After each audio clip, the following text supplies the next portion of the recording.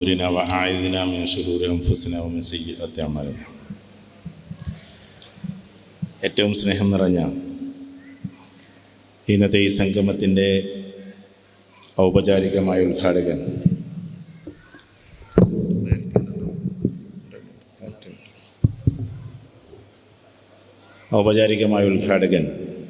അതാണ് ക്ലിയർ. നിങ്ങൾക്ക് ഏതാ ഫീൽ ചെയ്ത് അതാണ് കൂടുതൽ ക്ലിയർ.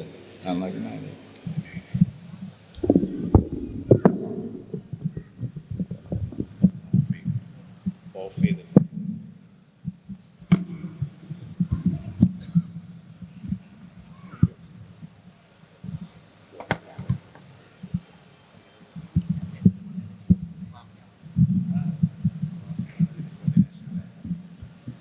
അങ്ങനെ നിൽക്കുമല്ലേ?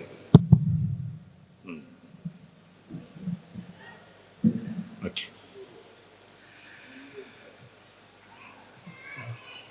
ഔപചാരികമായ ഉദ്ഘാടനം നിർവഹിച്ച പ്രിയപ്പെട്ട സയ്യിദ് സാദിഖ് അലി ശിഹാബ് തങ്ങൾ,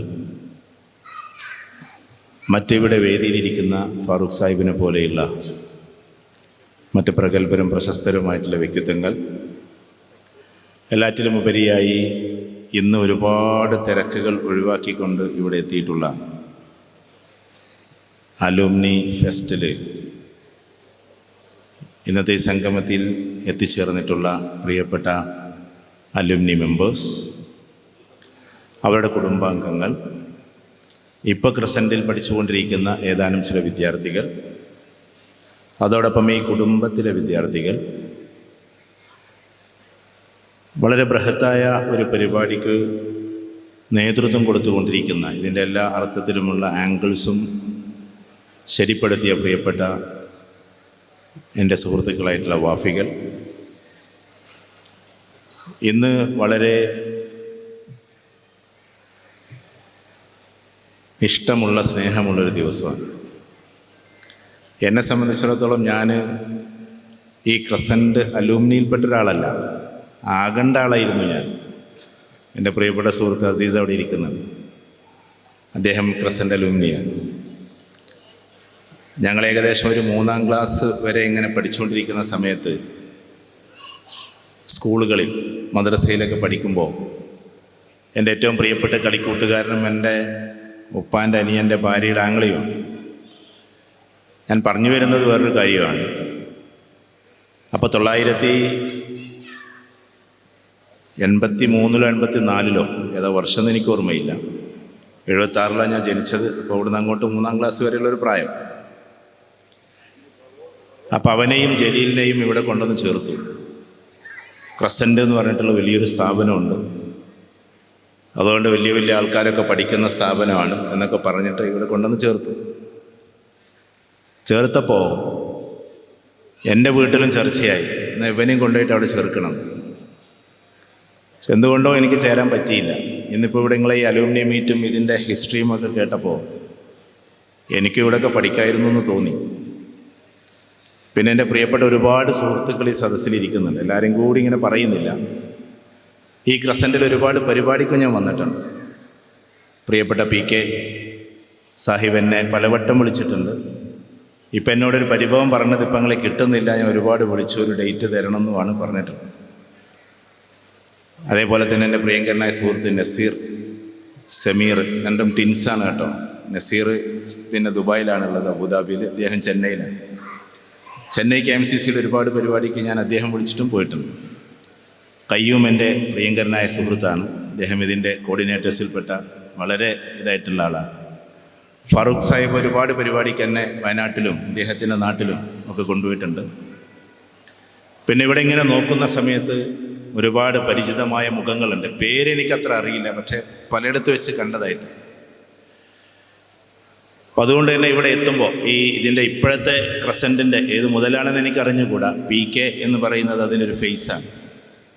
ചിലപ്പോൾ അവിടെ പോകുമ്പോഴൊക്കെ കുട്ടികളെ വല്ലാണ്ട് ഒന്നിങ്ങനെ സ്നേഹത്തോടു കൂടി വർത്തമാനം പറയുന്നതൊക്കെ ഞാൻ കേൾക്കാറുണ്ട്. അപ്പോൾ എന്നോട് പറയും, നിങ്ങൾ പറഞ്ഞതിനെതിരാണ് ഞാൻ ചെയ്യുന്നത്, പക്ഷെ ഇങ്ങനെ അല്ലാതെ പറ്റൂല എന്ന് പറയും. അങ്ങനെ ഒരുപാട് ആളുകൾ ഇവിടെയുണ്ട്, പണ്ഡിതന്മാരുണ്ട്, പ്രിയപ്പെട്ട സുഹൃത്തുക്കളുണ്ട്. ഞാൻ ഈ തങ്ങളുടെ സംസാരം ഇങ്ങനെ കേട്ടപ്പോൾ തങ്ങൾ അങ്ങനെയല്ല സത്യത്തിൽ സംസാരിക്കുക, നിങ്ങൾ കേൾക്കാറുണ്ടല്ലോ. അപ്പം അദ്ദേഹം പഴയ ഒരു കളിമുറ്റത്തെത്തിയതുപോലെയാണ് നിങ്ങളോട് സംസാരിച്ചത്. മറ്റതൊരു ഒഫീഷ്യൽ ടോക്കാണ് ഉണ്ടാവും, ഒരു ഉദ്ഘാടകൻ്റെ ഒരു ടോക്കാണ് ഉണ്ടാവും. മറ്റേ നിങ്ങളോടൊപ്പം വളർന്ന് നിങ്ങളോടൊപ്പം നടന്ന് പഴയ കുട്ടിക്കാലത്തേക്ക് തിരിച്ചുപോയി ആ കുട്ടിക്കാലത്തെയാണ് ഇവിടെ സത്യത്തിൽ വിശദീകരിച്ചത്.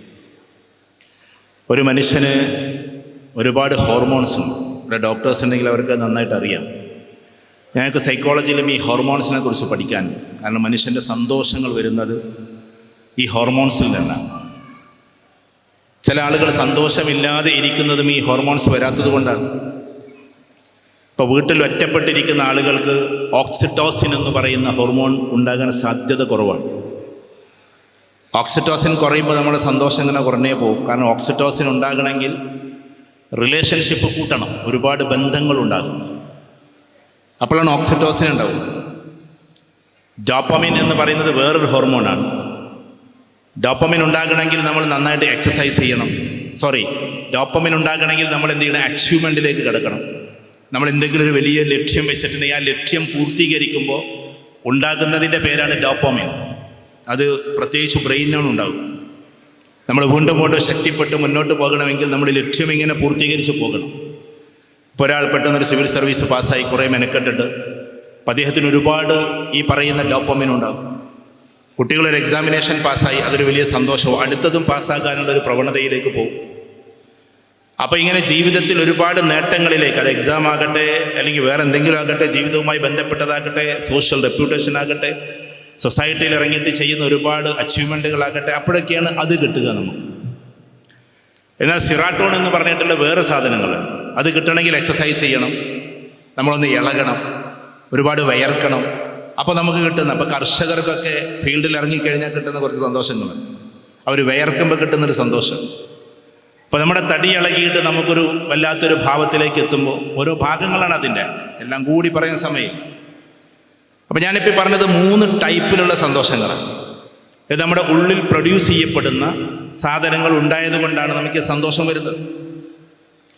റിട്ടയർമെൻ്റ് ആയിട്ട് ഒരാൾ വീട്ടിലിരിക്കുക, അല്ലെങ്കിൽ പ്രായം ചെന്നിട്ട് ഒരാൾ 65 വയസ്സായിട്ട് ഇനി എവിടേക്കും ഇറങ്ങണ്ടെന്നൊക്കെ വിചാരിച്ച് വീട്ടിലിരിക്കുമ്പോൾ പീഡികക്കൊലായിൽ ഇരുന്നിട്ട് ഈപത്ത് നമീമത്തൊന്നും പറയരുത് എന്നേ ഉള്ളൂ. പീഡികക്കൊലായിലിരിക്കുന്ന ആളുകളുടെ ആ സന്തോഷം കിട്ടൂല. കാരണം പീഡികത്തിണ്ണയിൽ ഇരുന്നിട്ട് വെറുതെ പഴയ കാലമൊക്കെ പറഞ്ഞിരിക്കുന്ന പ്രായം ചെന്ന ആൾക്കാരുണ്ട്. അവരുടെ സന്തോഷം ഓക്സിറ്റോസിൻ എന്ന് പറയുന്നത് പ്രൊഡ്യൂസ് ചെയ്തുകൊണ്ടേയിരിക്കും. ആ സമയമാകുമ്പോൾ ആ പീഡികത്തിണ്ണയിൽ എത്തണമെന്ന് അവർക്ക് ആഗ്രഹമുണ്ട്. ഈ കുട്ടികൾ കണ്ടിട്ടില്ലേ, വൈകുന്നേരമായാൽ എങ്ങനെയെങ്കിലും ഫുട്ബോൾ സ്ഥലത്തെത്തും. കാരണം അവരുടെ മനസ്സിൻ്റെ ഉള്ളിൽ ഉണ്ടാകുന്നത് ഈ ഓക്സിറ്റോസിൻ എന്ന് പറയുന്ന സാധനമാണ്. ഓക്സിറ്റോസിൻ മനുഷ്യരോടുള്ള ബന്ധത്തിൻ്റെ പേരിൽ ഉണ്ടാകുന്നതാണ്. അതുകൊണ്ടാണ് സാമൂഹ്യപരമായി പോകുന്ന ആളുകൾക്ക് സൈക്കോളജി പറയുന്നത് വിധി എന്തു ആകട്ടെ, കാരണം അള്ളാഹുവിൻ്റെ വിധി പോലെ നടക്കുള്ളൂ, കുറച്ച് ആയുസ് വർദ്ധിക്കുന്നുണ്ട്. ഈ പൊതുജനങ്ങളിൽ ഇങ്ങനെ സജീവമായ ആളുകൾ കുറച്ചിങ്ങനെ സന്തോഷം കൂടി ഇങ്ങനെ പോകും. അല്ലെങ്കിൽ അവർ ഹെൽത്തി ആവും. ആയുസ് കൂടിയില്ലെങ്കിൽ പോലും അവർ ഹെൽത്തി ആയിട്ട് മുന്നോട്ട് പോകും. ഒറ്റയ്ക്ക് വീട്ടിലിരിക്കുന്നവരെക്കാൾ ഹെൽത്തി ആയിരിക്കും അവർ. ഇപ്പം നിങ്ങൾ ശ്രദ്ധിച്ചിട്ടുണ്ടോ, PK വാര്യർ, അദ്ദേഹം കുറച്ച് ശ്രദ്ധയോട് കൂടി ജീവിച്ചത് കൊണ്ട് 100-ലേറെ വയസ്സ് വരെ ജീവിച്ചു. ആയുസ് എങ്ങനെ കിട്ടി, അതൊക്കെ പടച്ചവൻ്റെ ഭാഗത്തു നിന്നാണ്. പക്ഷെ എന്നാലും അതിൻ്റെ ഭാഗം അതാണ്. ഗൗരിയമ്മ 103-ാമത്തെ വയസ്സ്. ഇപ്പോൾ VS അച്യുതാനന്ദൻ 103-ാമത്തെ വയസ്സ്. അപ്പോൾ ഞാൻ നാളിങ്ങനെ ഒരു യാത്രയിൽ E.T. മുഹമ്മദ് ബഷീർ സാഹിബിനോട് ചോദിച്ചു, നിങ്ങൾക്ക് എത്ര വയസ്സായി? നമുക്ക് നെറ്റ് നോക്കിയാൽ കിട്ടും, എന്നാലും ഏകദേശം ഇങ്ങനെ 79-78 ആയി. എന്നിട്ട് സജീവമായിട്ട് നടക്കുകയാണ്. അതേ 78-79 ആയ ആൾക്കാർ വീട്ടിൽ തളർന്നിട്ടിരിക്കുന്നവരുണ്ട്. അപ്പം ഞാൻ പറഞ്ഞു വരുന്നത് മനുഷ്യബന്ധങ്ങൾ, മനുഷ്യരോടുള്ള ബന്ധങ്ങൾ, അവരുടെ കൂടെയുള്ള യാത്രകൾ, അവരോടൊപ്പമുള്ള ജീവിതം മനുഷ്യന് ഒരുപാട് സന്തോഷങ്ങൾ തരും. ഒറ്റയ്ക്ക് വീട്ടിലിരുന്നിട്ട് ഒരുപാട് ചിന്താനിമഗ്നനാകുന്നതിനേക്കാൾ നല്ലത് ആൾക്കൂട്ടത്തിലേക്ക് ഇറങ്ങലാണ്. സൊസൈറ്റിയോട് വലിയ ബന്ധം ഉണ്ടാവല. അത് നമ്മൾ വിചാരിക്കും, ഇപ്പം ഇന്നിപ്പോൾ ഈ ക്രസൻറ്റ് അലൂമിനി മീറ്റ് വിളിച്ചിട്ട് എത്തണ്ടെന്ന് തീരുമാനിച്ചവരുണ്ടാകും, പറ്റിയിട്ടും എത്താൻ സാധിക്കാത്തവരുണ്ടാവും, ആ മെൻറ്റാലിറ്റി ഇല്ലാത്തവരുണ്ടാവും, ആൾക്കൂട്ടത്തിലേക്ക് പോകാൻ ആഗ്രഹമില്ലാത്ത ആൾക്കാരുണ്ടാവും. അവർ റിസർവ്ഡ് പേഴ്സണാലിറ്റീസ് എന്നൊക്കെ പറയും. അപ്പോൾ റിസർവ്ഡ് ആയിരിക്കും, അധികം ആൾക്കാരോട് സംസാരിക്കൂല, അധികം ആൾക്കൂട്ടത്തിലേക്ക് പോകൂല. സത്യത്തിൽ സഹാബാക്കൾ എന്ന് പറഞ്ഞൊരു ആൾക്കൂട്ടമായിരുന്നു. അവരുടെ വ്യക്തി ജീവിതത്തേക്കാൾ നമ്മൾ കാണൽ സോഷ്യൽ ലൈഫാണ്. ഓരോ സഹാബാക്കളുടെയും പേഴ്സണൽ ലൈഫിനേക്കാൾ നമ്മൾ കാണൽ സോഷ്യൽ ലൈഫാണ്. അബുൽ ഹസൻ നദ്വി സാഹിബ് അതിനെ വെച്ചിട്ട് ഒരു ഗ്രന്ഥം തന്നെ എഴുതിയിട്ടുണ്ട്. അപ്പോൾ സോഷ്യൽ ലൈഫ് എന്ന് പറഞ്ഞാൽ അതൊരു വേറൊരു സംഭവം. നമ്മൾ ആളുകളോടൊപ്പം ഉണ്ടാവുക. അപ്പോൾ ഞാനിവിടെ ഫാമിലി ഉണ്ടായതുകൊണ്ട് പറയാം, നമ്മളെ പുതിയാപ്പിള്ളാരെ യാത്ര പോകാൻ വേണ്ടി ഫ്രണ്ട്സിനെ തിരഞ്ഞെടുക്കുമ്പോൾ നിങ്ങൾക്കൊരു കുശുമ്പ് വരാറുണ്ട്. ഞാൻ എല്ലാവരോടും അല്ല പറഞ്ഞിട്ട്, ഞാൻ അവരെ സപ്പോർട്ട് ചെയ്യല്ല. കാരണം നമ്മൾ ഫാമിലിയുടെ കൂടെ യാത്ര ചെയ്യണം, ഫ്രണ്ട്സിൻ്റെ കൂടെ യാത്ര ചെയ്യണം. ഇത് രണ്ടും രണ്ട് യാത്രയാണ്. എപ്പോഴും ഫാമിലിൻ്റെ കൂടെ തന്നെ യാത്ര ചെയ്യാൻ പറ്റില്ല, എപ്പോഴും ഫ്രണ്ട്സിൻ്റെ കൂടെ മാത്രം യാത്ര ചെയ്യാൻ പറ്റില്ല. രണ്ട് യാത്രയും രണ്ട് യാത്രയാണ്. കാരണം ഫാമിലിൻ്റെ കൂടെ എന്ന് പറഞ്ഞാൽ കുറച്ച് ലവ്, കെയർ, പ്രൊട്ടക്ഷൻ ഇതൊക്കെയുമായി ബന്ധപ്പെട്ടതാണ്. മറ്റത് രസകരമായി കുറേ വർത്തമാനങ്ങൾ, ഒറ്റയ്ക്കിരിക്കുമ്പോഴുള്ള സംസാരങ്ങൾ, പഴയ കാലത്തെ കഥകൾ പറയൽ, അതൊക്കെ കുടുംബത്തോടൊപ്പം പോകുമ്പോൾ അധികം പറ്റൂല. അത് രസകരമായൊരു യാത്രയാണ്. യാത്രകൾ തന്നെ ഒരുപാടുണ്ട്. അപ്പം ഞാൻ പറഞ്ഞു വരുന്നത്, നമ്മൾ ചെയ്യാത്തൊരു യാത്രയുണ്ട്, കപ്പിൾസ് ജേണി എന്നാ പറയാം. കപ്പിൾസ് ജേണി എന്ന് പറഞ്ഞാൽ പുതിയാപ്പിളയും പുതിയോണ്ടും മാത്രം പോവാം. അതധികം നമ്മളെ കേരളത്തിൽ നടക്കാറില്ല. കാരണം കേരളത്തിൻ്റെ കൾച്ചർ കുട്ടികളൊപ്പം തന്നെ പോകുക എന്നുള്ളതാണ്. ഈ കുട്ടികളൊപ്പം മാത്രം പോകുമ്പോൾ കുട്ടികളെ കെയർ ചെയ്യലായിരിക്കും വാപ്പാക്ക് പണി, അല്ലെങ്കിൽ ഉമ്മാക്ക് പണി. ആ യാത്രയുടെ ലക്ഷ്യം വേറെയാണ്. കാരണം കുട്ടികളെ എൻജോയ് ചെയ്യിപ്പിക്കുക എന്നുള്ളത്. പക്ഷെ കപ്പിൾസ് ജേണി എന്ന് പറഞ്ഞിട്ടുണ്ടെങ്കിൽ, ഇതൊക്കെ ഞാൻ ദീനിൻ്റെ കാര്യങ്ങൾ തന്നെ പറഞ്ഞത് കേട്ടോ. റസൂലുള്ളാഹി സ്വല്ലല്ലാഹു അലൈഹി വസല്ലം ആയിഷ ബീവി ഒറ്റയ്ക്ക് യാത്ര ചെയ്തതും ഒറ്റയ്ക്ക് ഓടിയതും ആ ഓട്ടത്തിൽ ആയിഷ ബീവി തോറ്റതും പിന്നെ റിസ്വാസമ ജയിക്കാൻ വേണ്ടിയിട്ട് തോറ്റുകൊടുത്തതൊക്കെ നമ്മൾ ഹദീസിൽ വായിക്കും. അപ്പോൾ ഭാര്യയോടൊപ്പം ഒറ്റയ്ക്കുള്ള യാത്രയും മക്കളൊക്കെ വീട്ടിലാക്കിയിട്ട്, അല്ലെങ്കിൽ മക്കളെ അനിയത്തിൻ്റെ വീട്ടിലോ ഏട്ടത്തിൻ്റെ വീട്ടിലൊക്കെ ആക്കിയിട്ട് ഒറ്റയ്ക്കൊരു യാത്ര, അത് ഭയങ്കര സ്നേഹം ഉണ്ടാക്കുന്നു. ഈ ഊട്ടി കൊടൈക്കനാൽ എന്ന് പറഞ്ഞാൽ മക്കളായിട്ട് മാത്രം പോകാനുള്ളതല്ല, നമുക്ക് ഒറ്റക്കും കൂടി പോകാനുള്ളതാണ്. കടപ്പുറത്ത് ഒറ്റയ്ക്ക് പോയിരിക്കുക, ഒന്നിൻ്റെ മുകളിൽ ഒറ്റയ്ക്ക് പോയിരിക്കുക, എന്നിട്ട് അവിടുന്ന് തല്ലൂടി പോരരുത്, അത് വേറെ കാര്യം. അങ്ങനെ രസകരമായ കപ്പിൾസ് ജേണി. അപ്പം ഈ ഒരു രീതിയിൽ നമ്മൾ നമ്മുടെ ലൈഫിനെ പല രീതിയിലേക്കും നമ്മൾ ഡൈവേർട്ട് ചെയ്യും, പല മേഖലകളിലേക്കും നമ്മൾ തിരിക്കുന്നു. കുടുംബത്തിന് നമ്മൾ സമയം കൊടുക്കുന്നു, നമ്മുടെ ജീവിത മാർഗത്തിന് വേണ്ടി, അത് ബിസിനസ്സാകാം, ജോലിയാകാം, അതിന് വേറെ സ്പെഷ്യൽ ടൈം നമ്മൾ കൊടുക്കുന്നു. ഇതേപോലെ തന്നെ നമ്മുടെ ഫിസിക്കൽ, നമ്മുടെ ആരോഗ്യപരമായ സമയത്തിന് നമ്മൾ സമയം കൊടുക്കുന്നു. ഉമർ ഇബ്നുൽ അബ്ദുൽ അസീസ് റഹ്മത്തുള്ളാഹി അലൈഹി ഒരു ദിവസം വിദൂരതയിൽ നിന്ന് ചില ആളുകൾ വന്ന സമയത്ത് ഉച്ച സമയത്ത് ചെറുതായി ഒന്ന് വിശ്രമിക്കുക. അദ്ദേഹത്തിൻ്റെ താരീഖിൽ നമുക്ക് കാണാം. ളുഹറിന് മുമ്പെയുള്ള ഖൈലൂലത്തിൻ്റെ ഉറക്കമാണ്. ആ സമയത്ത് വന്നവർ പരസ്പരം സംസാരിക്കുന്നു, നമ്മൾ ഇത്ര ദൂരത്തുനിന്ന് വന്നിട്ടും ഇദ്ദേഹം ഇത്ര വലിയ ഭരണാധികാരിയായിട്ട് ഒന്ന് ഉറങ്ങുകയാണല്ലോ എന്നുള്ളത്. 20 രാജ്യം ഭരിച്ചിരുന്ന ചക്രവർത്തിയായിരുന്നു ഉമർ റളിയല്ലാഹു തആല. അതിൻ്റെ പിൻഗാമിയാണ് സത്യത്തിലേത് ഈ രണ്ടാം ഉമർ എന്നറിയപ്പെടുന്ന ഉമർ ഇബ്നുൽ അബ്ദുൽ അസീസ് റഹ്മത്തുള്ളാഹി അലൈഹി. നേരെ പിൻഗാമി അല്ലെങ്കിലും മകളുടെ അന്ന് വെച്ച പാൽക്കാരി പെൺകുട്ടിയുടെ, ചരിത്രത്തിലേക്ക് പോകുമ്പോൾ വേറെ ഭാഗമാണ്, അദ്ദേഹത്തിൻ്റെ മകനാണ്. അപ്പം ഞാൻ പറഞ്ഞു വരുന്നത്, ഉമർ അബ്ദുൽ അസീസ് റഹ്മത്തുള്ളാഹി അലൈഹി കുറച്ച് കഴിഞ്ഞപ്പോൾ എഴുന്നേറ്റു. നിസ്ഫ് സാ എന്നാണ് ചരിത്രത്തിൽ കാണുന്നത്, ഒരു അരമണിക്കൂർ. ആ അരമണിക്കൂർ കഴിഞ്ഞ് എഴുന്നേറ്റപ്പോൾ ചോദിച്ച ചോദ്യം, എന്താ നിങ്ങൾ ഉറങ്ങുന്നത്, നിങ്ങൾ ഭരണാധികാരിയല്ലേ എന്ന്. ആ സമയത്ത് അദ്ദേഹം കൊടുത്ത മറുപടി, എനിക്ക് ഈ സമൂഹത്തോട് കടമയുണ്ട്, ഈ രാജ്യത്തോട് കടമയുണ്ട്, അള്ളാഹുവിനോട് അതിലും വലിയ കടമയുണ്ട്, എനിക്കെൻ്റെ കുടുംബത്തോടുള്ള കടമയുണ്ട്, എനിക്കെൻ്റെ തടിയോടുള്ള ശരീരത്തോടുമുള്ള കടമയുണ്ട്. എൻ്റെ ശരീരത്തോടുള്ള കടമയാണ് എന്ത്, രാത്രിയിൽ തഹജ്ജുദ് കൂടുതൽ നിസ്കരിക്കുന്നത് കൊണ്ട് കൈലൂലത്തിൻ്റെ ഒരു ഉറക്കം ചെറിയ രീതിയിൽ ഉറങ്ങുക എന്ന്. അപ്പോൾ നമ്മുടെ ജീവിതത്തെ ഇങ്ങനെ സ്പ്ലിറ്റ് ചെയ്യണം. നമ്മൾ ഒരിക്കലും ഒരേ ട്രാക്കിലൂടെ പോകരുത്, നമുക്ക് മടുക്കും. സ്ത്രീകളോട് പറയാനുള്ളത്, എന്നും അടുക്കളയിൽ ഇങ്ങനെ ഭക്ഷണം ഉണ്ടാക്കരുത്, ഇടയ്ക്കൊന്ന് പുറത്തോട്ടും കഴിക്കണം എന്നാണ്. അത് ഏത് ഭക്ഷണം കഴിക്കണം എന്ന് നിങ്ങൾ തീരുമാനിച്ചു. പ്ലേറ്റിനോടും ഈ പറയുന്ന എന്താ പറയുക കയ്യിലിനോടും ചമ്മട്ടിയോടും അതിനോടും ഒക്കെ അസ്സലാമു അലൈക്കും എന്ന് പറഞ്ഞ ഒറ്റ പോക്ക് പുതിയാപ്പള്ളിനെ കൂട്ടി. അത് നമുക്ക് ഭയങ്കരമായിട്ടുള്ള എന്ത് തരും, ഒരു നല്ലൊരു ഹാപ്പിനെസ് തരും. ഇടയ്ക്കൊക്കെ ഒരു മാറുള്ളൂ. എന്തിനാണ് ഈ കമ്പനികളിലൊക്കെ ഞായറാഴ്ച എന്ന് പറയുന്ന വെള്ളിയാഴ്ച ഏതെങ്കിലും ഒരു ദിവസം ലീവ് കൊടുക്കുന്ന, ആ ലീവിലേക്ക് ഇങ്ങനെ സ്റ്റാഫ് കാത്തിരിക്കുകയാണ്. അപ്പം ബാക്കിയുള്ള ദിവസം ഭയങ്കര എനർജി ആയിരിക്കും. അപ്പം ഞാൻ പറഞ്ഞു വരുന്നത്, നമ്മുടെ ജീവിതത്തെ ഇങ്ങനെ ചിട്ടപ്പെടുത്തുന്ന സമയത്ത് പ്രധാനപ്പെട്ട ഒരു ഭാഗമാണ് നമ്മൾ ബന്ധങ്ങൾ കൂട്ടിച്ചേർക്കുക. അത് വെറും കുടുംബക്കാരോട് മാത്രമല്ല, നാട്ടിലുള്ള ആകെയുള്ള 4 ഫ്രണ്ട്സിനോട് മാത്രമല്ല, ഒരുപാട് ബന്ധങ്ങളുണ്ടാവും. ആ ബന്ധങ്ങളിൽ ഏറ്റവും പ്രധാനപ്പെട്ടതാണ് ഇന്നലകളിലേക്കുള്ള തിരിച്ചുപോക്ക്. നമ്മളെ തറവാട് വീട്ടിൽ പോകുമ്പോൾ പണ്ട് കാലത്ത് നമ്മൾ കയറി മറിഞ്ഞിരുന്ന ഒരു പേരക്ക മരം കാണും. ഞാൻ സൈക്കോളജി എപ്പോൾ പറഞ്ഞു, ഒരു പേരക്കമരം കാണുക എന്ന് പറഞ്ഞാൽ ആ പേരക്കമരം കാണലല്ല, ഓർമ്മകൾ ഇന്നലകളിലേക്ക് പോകുന്ന സമയത്ത് നമുക്കുണ്ടാകുന്ന ഒരു ഊർജ്ജമുണ്ട്.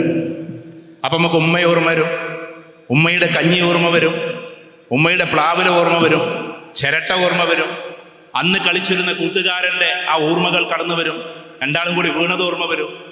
എന്നിട്ട് ഇങ്ങനെ നിൽക്കുക. നമ്മൾ എത്ര വലിയ പ്രതാപിയായാലും എത്ര വലിയ ഉയരങ്ങളിലായാലും. അതുകൊണ്ടാണ് എഴുത്തുകാർ, ഞാൻ അങ്ങനെ പറയല്ല, ഇസ്ലാമികപരമായി അതിൻ്റെ വ്യാഖ്യാനങ്ങൾ വരെ എഴുത്തുകാർ എന്ന് പറയുന്ന ആളുകൾക്ക് കുറച്ച് ആയുസ് കൂടുന്നത്. കാരണം അവർ ഇന്നലകളെ കുറിച്ചാണ് കൂടുതൽ എഴുതുക. നിങ്ങൾ MTയുടെ കഥ എടുത്ത് നോക്കിയാൽ കൂടുതലും ഇന്നലകളെ കുറിച്ചാണ് എഴുതിയ. നിങ്ങൾ ഷേക്സ്പിയർ, ലോകത്തിലെ ഏറ്റവും വലിയ സാഹിത്യകാരൻ എന്നറിയപ്പെടുന്ന ഷേക്സ്പിയറാണ്. അദ്ദേഹത്തിൻ്റെ tragedy, comedy, comic tragedy, tragic comedy complete ഇന്നലകളെ കുറിച്ചാണ്. ഏതോ നൂറ്റാണ്ടുകൾക്കപ്പുറം കഴിഞ്ഞു പോയിട്ടുള്ള ഈ പറയുന്ന ഇറ്റലി എന്നറിയപ്പെടുന്ന റോമിൻ്റെ കഥാപാത്രങ്ങളാണ് അദ്ദേഹത്തിൻ്റെ കഥകളിൽ കൂടുതലും. ഈ പറയുന്ന മാർക്ക് ആന്റണി, അതേപോലെ തന്നെ ജൂലിയസ് സീസർ, ക്ലിയോപാട്ര, ഇവരൊക്കെ ക്രിസ്തുമസിനേക്കാൾ മുമ്പ് മരിച്ചു പോയവരാണ്. BC ആണ് അവരൊക്കെ. മാർക്ക് ആന്റണി BC-യിലാണ്, ബിഫോർ ക്രൈസ്റ്റ്. അഥവാ ഈസാ അലൈഹി സ്വലാത്തു വസ്സലാം ജനിക്കുന്നതിന് മുമ്പേ. നിങ്ങൾ നോക്കി മറ്റൊരിടത്ത് നോക്കി സെർച്ച് ചെയ്ത് ഇങ്ങനെ പോകണം, അപ്പോഴേ മനസ്സിലാവുള്ളൂ. യേശു ജനിക്കുന്നതിനേക്കാളും ഒരുപാട് വർഷങ്ങൾക്ക് മുമ്പേ ജനിച്ചു മരിച്ചു പോയ ഒരാളുടെ പേരാണ് ആര്? മാർക്ക് ആന്റണി. ആ കഥാപാത്രങ്ങളൊക്കെ വലിച്ചിഴച്ച് കൊണ്ടുവരുന്നത് ഇന്നലെയുടെ ലോകത്തെ കുറിച്ചിട്ട് പറയാനാണ് ഞാൻ പറഞ്ഞു വരുന്നത്. നമ്മൾ ഇന്നിവിടെ കൂടുന്നത് ക്രസന്റ് അലൂമിനി എന്ന രീതിയിൽ കൂടാൻ വേണ്ടി മാത്രമല്ല, ഇത് നമുക്ക് വേണ്ടിയിട്ടും കൂടിയാണ് എന്ന് പറയാനാണ്.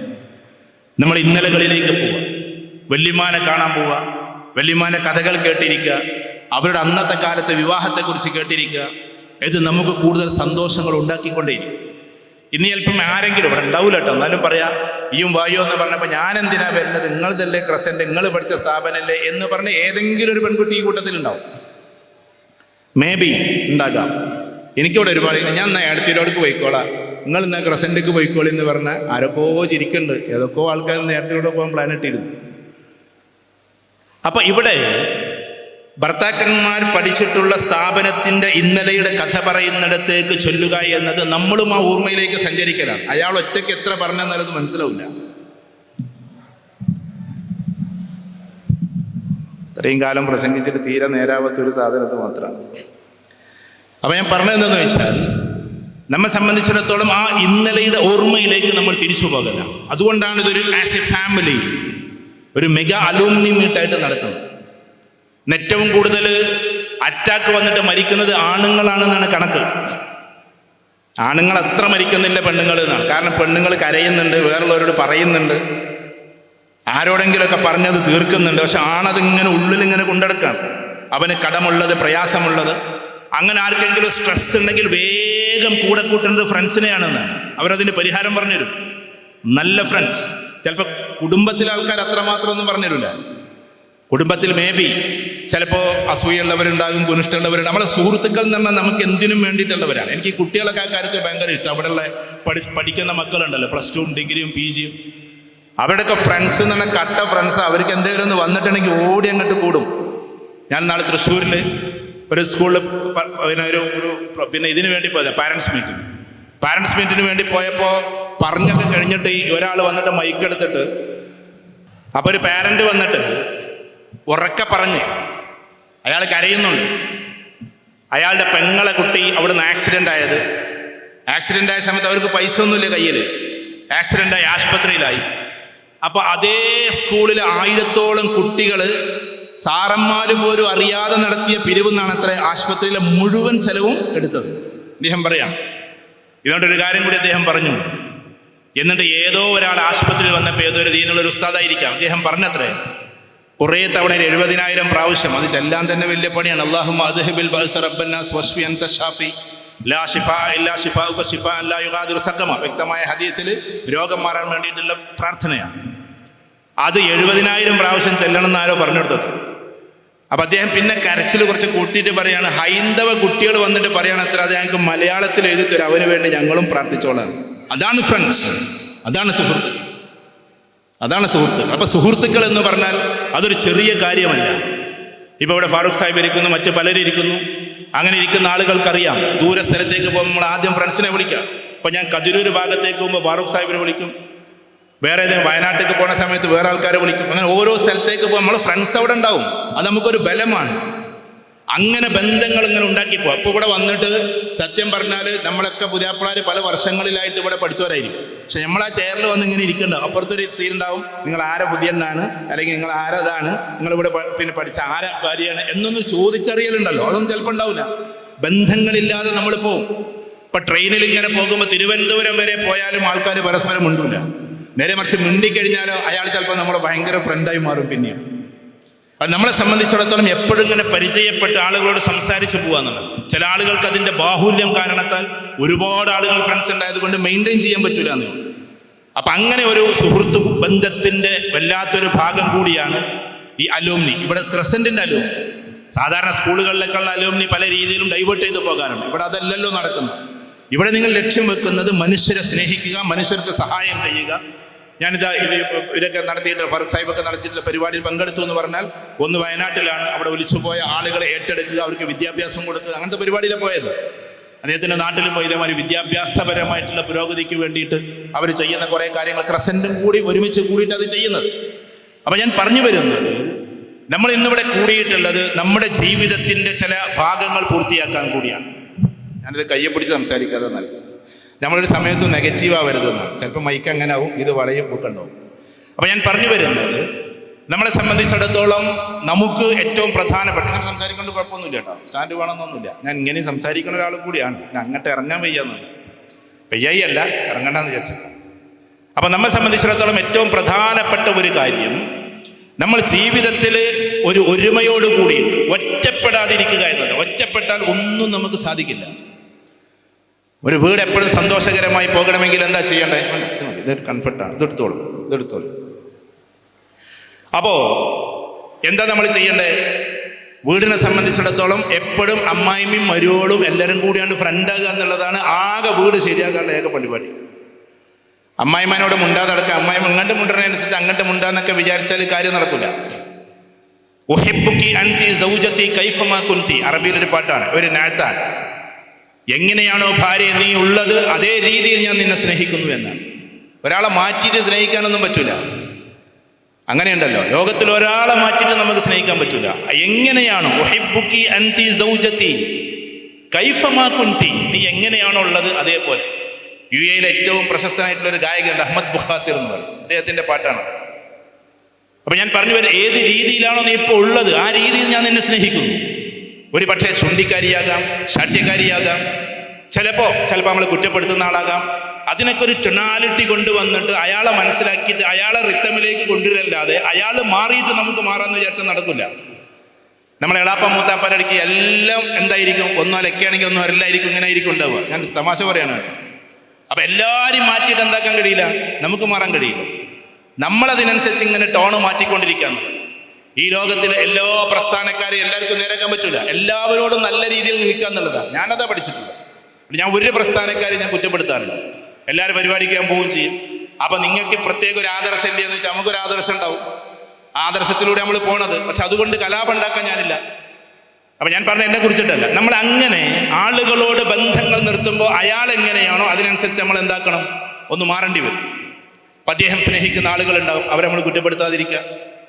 അങ്ങനെ വിശ്വാസമയുടെ കൽപ്പനയാണ്. ഒരാൾ ആദരിക്കുന്ന ഒരാളെ നമ്മൾ അനാദരവ് കാണിക്കരുത്. കാരണം ആ ആളെ ആദരിക്കുന്ന ഒരാളാണത്. അപ്പൊ നമ്മെ സംബന്ധിച്ചിടത്തോളം ഇങ്ങനെ സ്നേഹബന്ധങ്ങൾ നിലനിർത്താൻ വേണ്ടിയിട്ടാണ് നമ്മൾ ഇവിടെ ഇങ്ങനെ കൂടിയിട്ടുള്ളത്. ഒന്ന്. നമ്പർ 2, നമ്മൾ ഇന്നലകളിലേക്ക് ഒരു തിരിച്ചുപോക്കാണ്. ഇവിടെ ഇപ്പോൾ ക്രസൻറ്റിന് ഞാനിങ്ങനെ ആലോചിച്ചു, ഇത് സത്യത്തിൽ ഒരു ഹാളിൽ വെച്ച് നടത്തുന്ന പരിപാടിയല്ല. പിന്നെ ഈ കുടുംബം എല്ലാവരും കൂടി ഉണ്ടായതൊരു സൗകര്യത്തിന് ഇങ്ങോട്ട് വെച്ചതായിരിക്കാം. ഇത് സത്യത്തിൽ വെക്കേണ്ടത് നിങ്ങളുടെ ക്രസൻറ്റിൻ്റെ മുറ്റത്താണ്, ആ പഴയ ക്ലാസ് റൂമിൻ്റെ ഭാഗത്തിലൂടെയാണ്. ഞാൻ എൻ്റെ അഭിപ്രായം പറയാനാട്ടോ, ആർക്കും എന്നോട് ദേഷ്യം തോന്നരുത്. കാരണം പഴയ മൂലകൾ, ഞാൻ ചെറുലാല സ്കൂളിൽ ഇടക്കൊക്കെ പരിപാടിക്ക് പോകും. പരിപാടി കഴിഞ്ഞാൽ ഷാഫി അവിടുത്തെ മാനേജറുണ്ട്, പിന്നെ നൗഷാദ്, പിന്നെ അപ്പോൾ അവരെന്ത് ചെയ്യുന്നതാണ്, ഷാനവാസ് എൻ്റെ കൂടെ വരും. ആ പഴയ മൂല അങ്ങനെ തന്നെയുണ്ട്. നമ്മൾ കോട്ടി കളിച്ചിരുന്ന മൂല, നമ്മൾ പട്ടം പറത്തിയിരുന്ന മൂല, നമ്മൾ ഗ്രൗണ്ടിലേക്ക് ചാടിയിരുന്ന മൂല, അതൊക്കെ ഇപ്പോഴും അങ്ങനെ തന്നെ ഉണ്ട്. ആരുമില്ലെങ്കിൽ ഒന്നും കൂടി ചാടാൻ വേണ്ടി നമ്മൾ നോക്കുകയും ചെയ്യും. ആ പഴയ ഓർമ്മയിലേക്കുള്ള തിരിച്ചുപോക്കാൻ. അപ്പം നമ്മെ സംബന്ധിച്ചിടത്തോളം ക്രസൻറ്റിൻ്റെ മുറ്റം, അവിടുന്ന് ഒരുപാട് നെഗറ്റീവുകൾ ഉണ്ടായിട്ടുണ്ടാവും, അത് നമ്മൾ കാണണമല്ലോ. ആ നെഗറ്റീവുകളൊന്നും എന്താക്കിയത് ഇപ്പം നമ്മൾ അലോസരപ്പെടുത്തരുത്.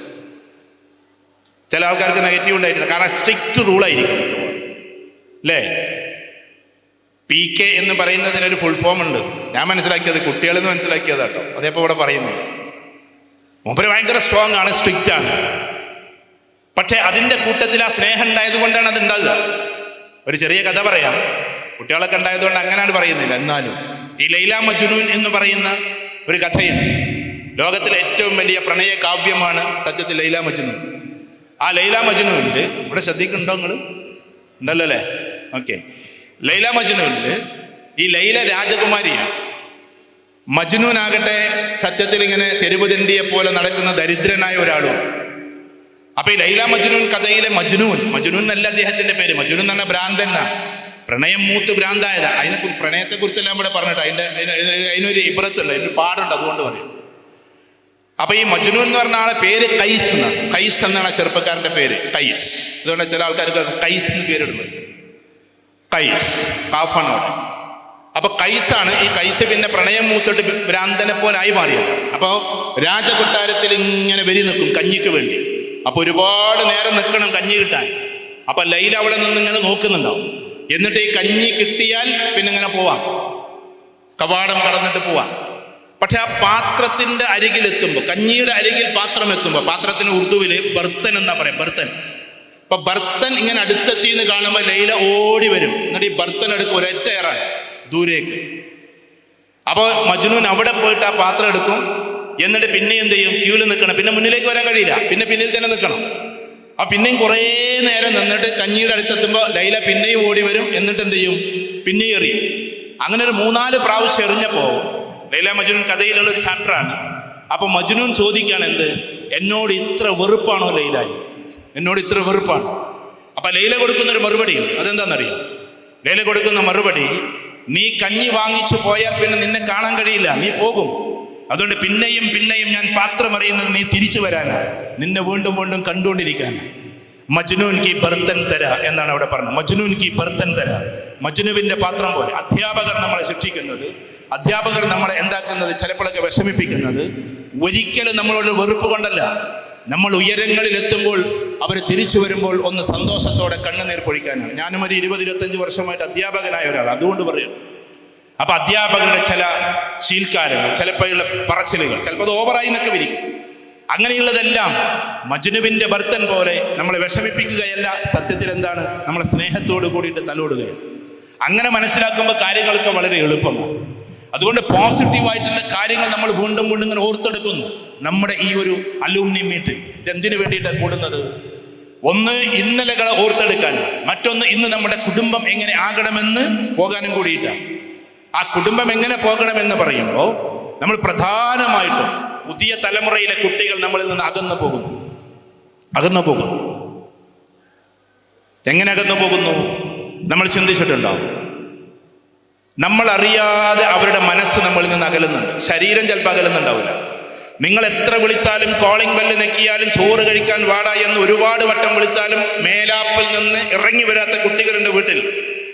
കാരണം മാതാപിതാക്കളുടെ വാക്കുകൾക്ക് അത്ര വാല്യൂ കൊടുക്കാത്ത കുട്ടികളാണ്. അവർക്കതിനേക്കാളും പ്രധാനം എന്താണ്?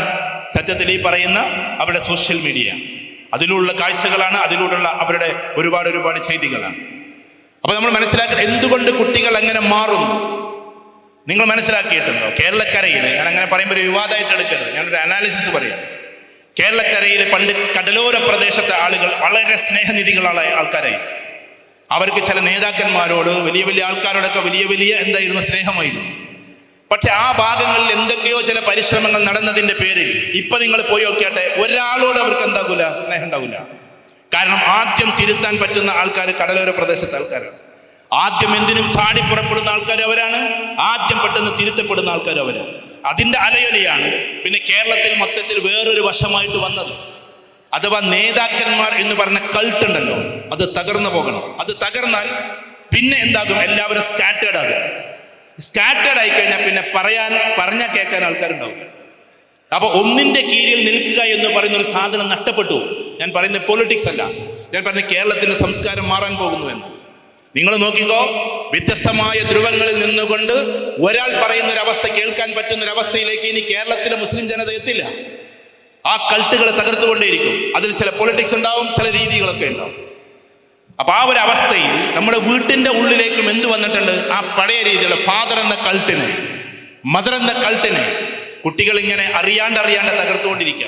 എന്തിനു വാപ്പ പറയുന്ന അത്രമാത്രം കേൾക്കണം, എന്തിനു ഉമ്മ പറഞ്ഞ അത്രമാത്രം. ഞാൻ കൗൺസിലിങ്ങിൽ മനസ്സിലാക്കുന്നത്, ഞാനിപ്പോൾ കൗൺസിലിംഗ് അധികം ചെയ്യാറില്ല, എൻ്റെ അസിസ്റ്റന്റുമാർ കുറെ ആൾക്കാരുണ്ട് ചെയ്യുന്നവർ. അപ്പോൾ അവർ ചെയ്തിട്ട് അതിൻ്റെ റിപ്പോർട്ട് എൻ്റെ അടുത്ത് വരും. വളരെ നിർണായകമായത് മാത്രമേ നമ്മൾ ഏറ്റെടുക്കൂ. അപ്പൊ അതിൽ നമ്മൾ മനസ്സിലാക്കുന്നത് പുതിയ കുട്ടികൾക്ക് എന്തില്ല, പഴയ രീതിയിലുള്ള. നിങ്ങൾ കണ്ടിട്ടുണ്ടോ പഴയ കാലത്ത്? ഇപ്പോൾ അസീസിന്റെ ഇപ്പൊ കുഞ്ഞു മുസ്ലിയാർ എനിക്കെല്ലാം ഓർമ്മയുണ്ട്, നിങ്ങൾക്കൊക്കെ പരിചയമുണ്ട്. MK ബാബ സാഹിബിന്റെ കൂപ്പ. അദ്ദേഹം പാടത്തിന്റെ അപ്പുറത്തുനിന്ന് വരുമ്പോൾ പാടത്തിന്റെ ഇക്കരയില്ല, പാടത്തിന്റെ അപ്പുറത്തുനിന്ന് വരുന്നുണ്ടാവുള്ളൂ. അപ്പോഴേക്കും ഞങ്ങൾ ഇവിടെ എഴുന്നേറ്റ് വെക്കും. കാരണം ആ മനുഷ്യനോട് അത്ര ആദരമായിരുന്നു ഞങ്ങൾ.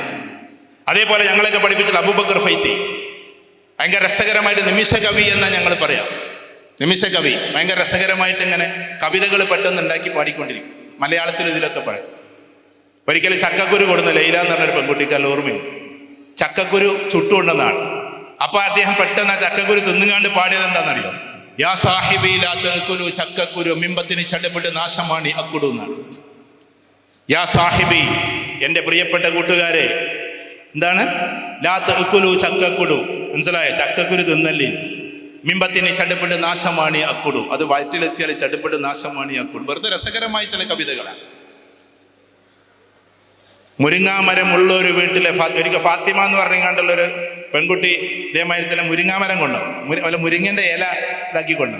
അപ്പൊ പാടി, മുരിങ്ങാമരം ഉള്ള ഒരു വീട്ടിലെ ഫാത്തിമ കൂട്ടാന്റെ മുട്ടറിയേണ്ടതില്ലടി ഫാത്തിമ. മുരിങ്ങാമരം ഉണ്ടെങ്കിൽ പിന്നെ കൂട്ടാന്റെ മുട്ടൊന്നും അറിയണ്ടെന്ന്.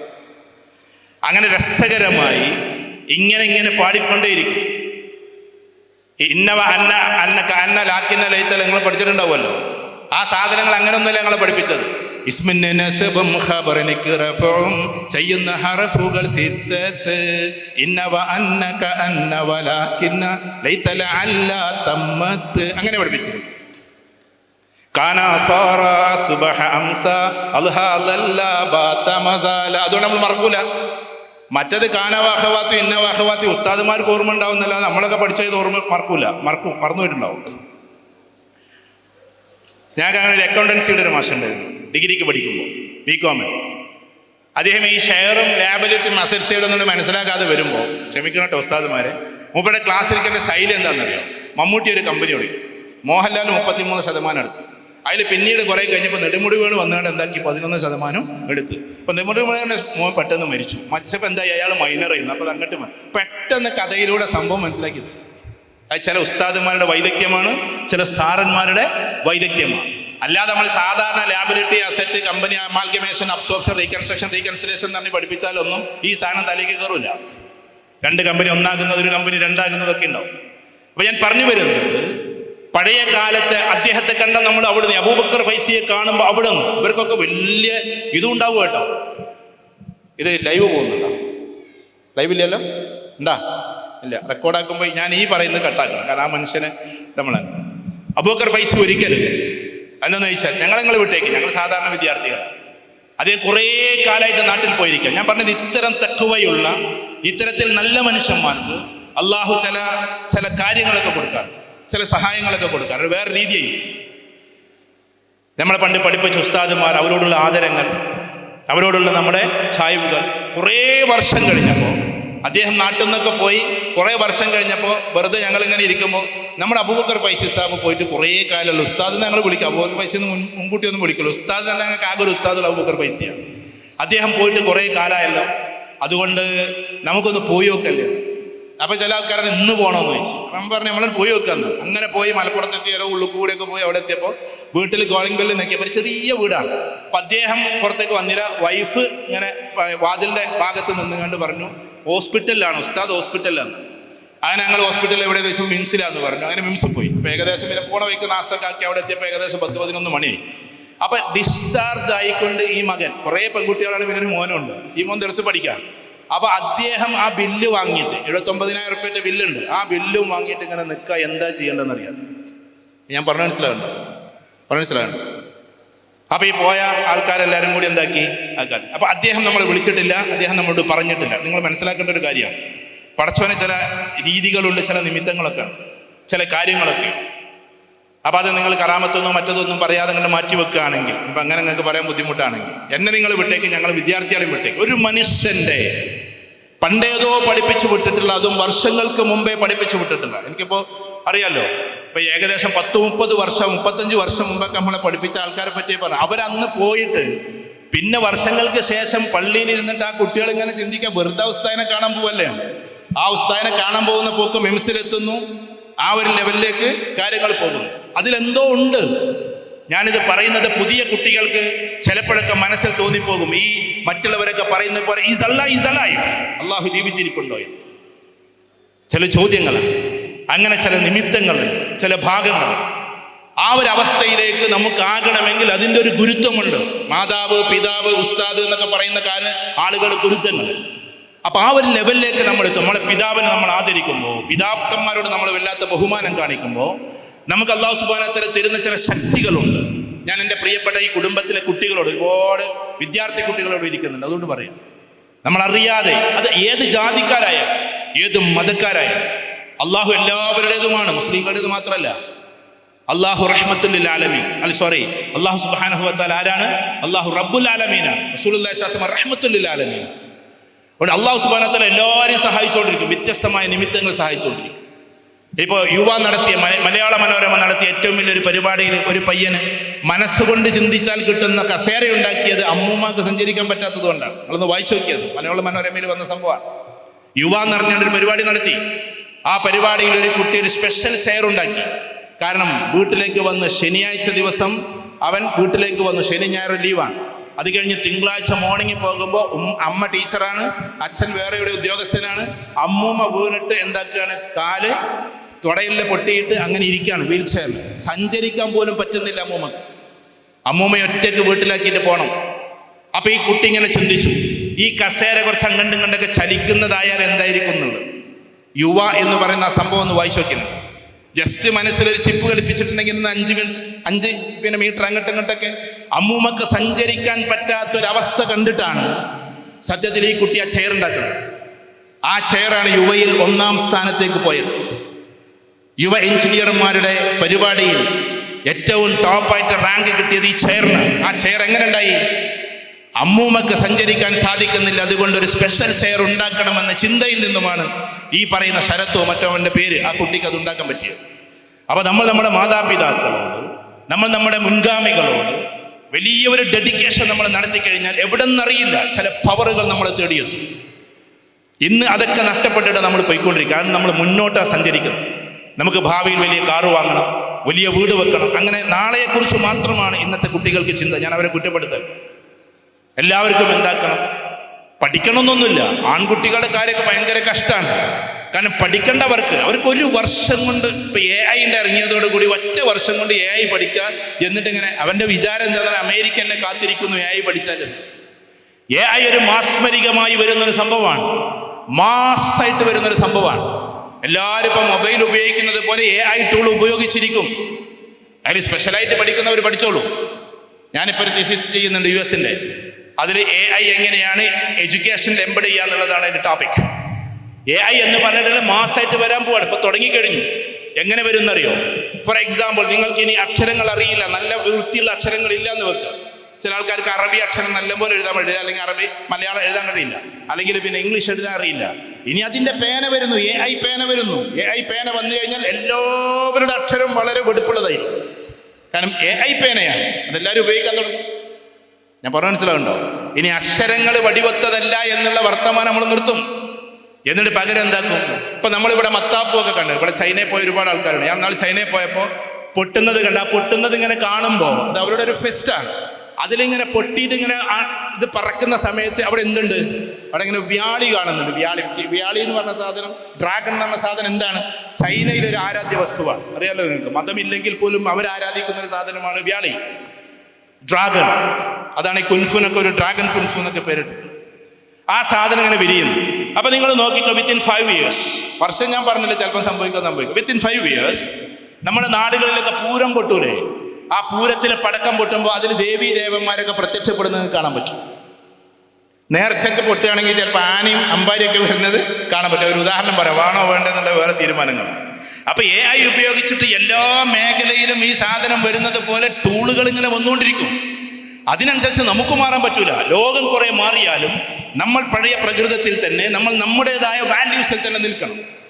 അങ്ങനെയാണ് ആ വാല്യൂസിൽ നിർത്തിയ ഒരു കാലഘട്ടത്തിന്റെ ഇതിഹാസ തുല്യമായിട്ടുള്ള സ്ഥാപനമായിരുന്നു ക്രസന്റ് എന്നാണ് ഞാൻ മനസ്സിലാക്കിയിട്ടുള്ളത്. കാരണം ഒരു കാലഘട്ടത്തിൽ വലിയ സ്പോർട്സ് ഒന്നും അത്തരം മദ്രസകളിലും സ്കൂളുകളിലും ഇല്ലാത്ത കാലത്ത് നിങ്ങൾ സ്പോർട്സിലൂടെ മുന്നോട്ട് പോയി. എന്താണ് പ്രബന്ധം, എന്താണ് മറ്റുള്ളത് എന്നൊക്കെ അറിയാത്ത കാലഘട്ടത്തിൽ നിങ്ങൾ സെമിനാറുകൾ നടത്തി. ഇതേപോലെ തന്നെ നിങ്ങൾ ഗ്രന്ഥങ്ങൾ എന്താണ്, വായനശാല എന്താണെന്ന് അറിയാത്ത കാലത്ത് വായനശാലയിലൂടെ മുന്നോട്ട് പോയി. കുട്ടികളെ അങ്ങനെ തൊപ്പിയിട്ട് കൊണ്ട് ടൂറ് പോകാത്ത കാലഘട്ടത്തിൽ നിങ്ങൾ ടൂറ് കൊണ്ടുപോയി. അഡ്വാൻസ്ഡ് ആയിട്ടുള്ള ഒരു ലോകമാണ് നിങ്ങൾക്ക് പരിചയപ്പെടുത്തി തന്നത്. കാലം കുറെ കഴിഞ്ഞല്ലോ. ഏകദേശം ഇപ്പം നിങ്ങളിപ്പോൾ ഈ പറഞ്ഞ 68 തുടങ്ങിയിട്ടുണ്ടെങ്കിൽ, ഞാൻ ആ വർഷം നോക്കി, 68 ചെളാരിയിൽ വെച്ച് തുടങ്ങുന്നു. അത് പിന്നീട് 71 ഇങ്ങോട്ട് മാറ്റുന്നു അല്ലേ? 71 74 73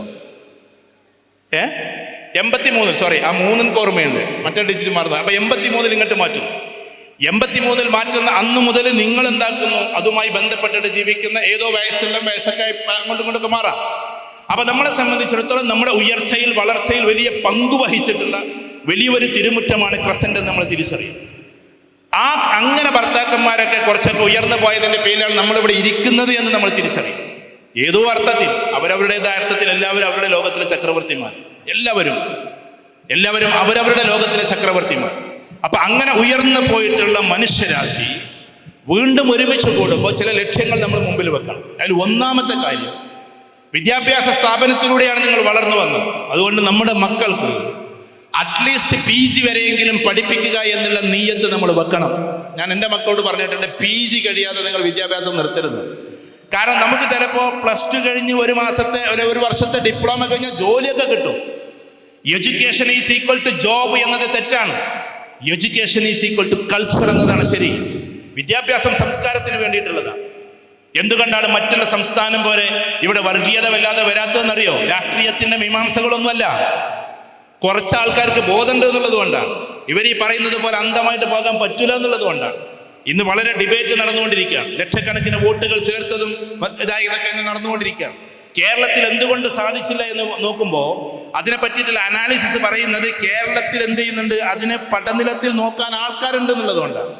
കുറച്ച് എഡ്യൂക്കേറ്റഡ് ആയ ആൾക്കാരുണ്ടായത് ഏത് പാർട്ടിയായാലും, പാർട്ടിൻ്റെതെന്ന് ഞാൻ പറയുന്നില്ല, അതിന് അവബോധത്തോടു കൂടി കാണാൻ പറ്റുന്ന ആൾക്കാരുണ്ടായി. പക്ഷേ കേരളത്തിൽ ഒരു സ്ഥലത്ത് അത് വർദ്ധിച്ചു എന്നതാണ് പുതിയ കണക്ക്. അത് തൃശ്ശൂരാണ് അത്ര. അപ്പോൾ അതിൻ്റെ പൊളിറ്റിക്സിലേക്ക് ഞാൻ പോകുന്നില്ല.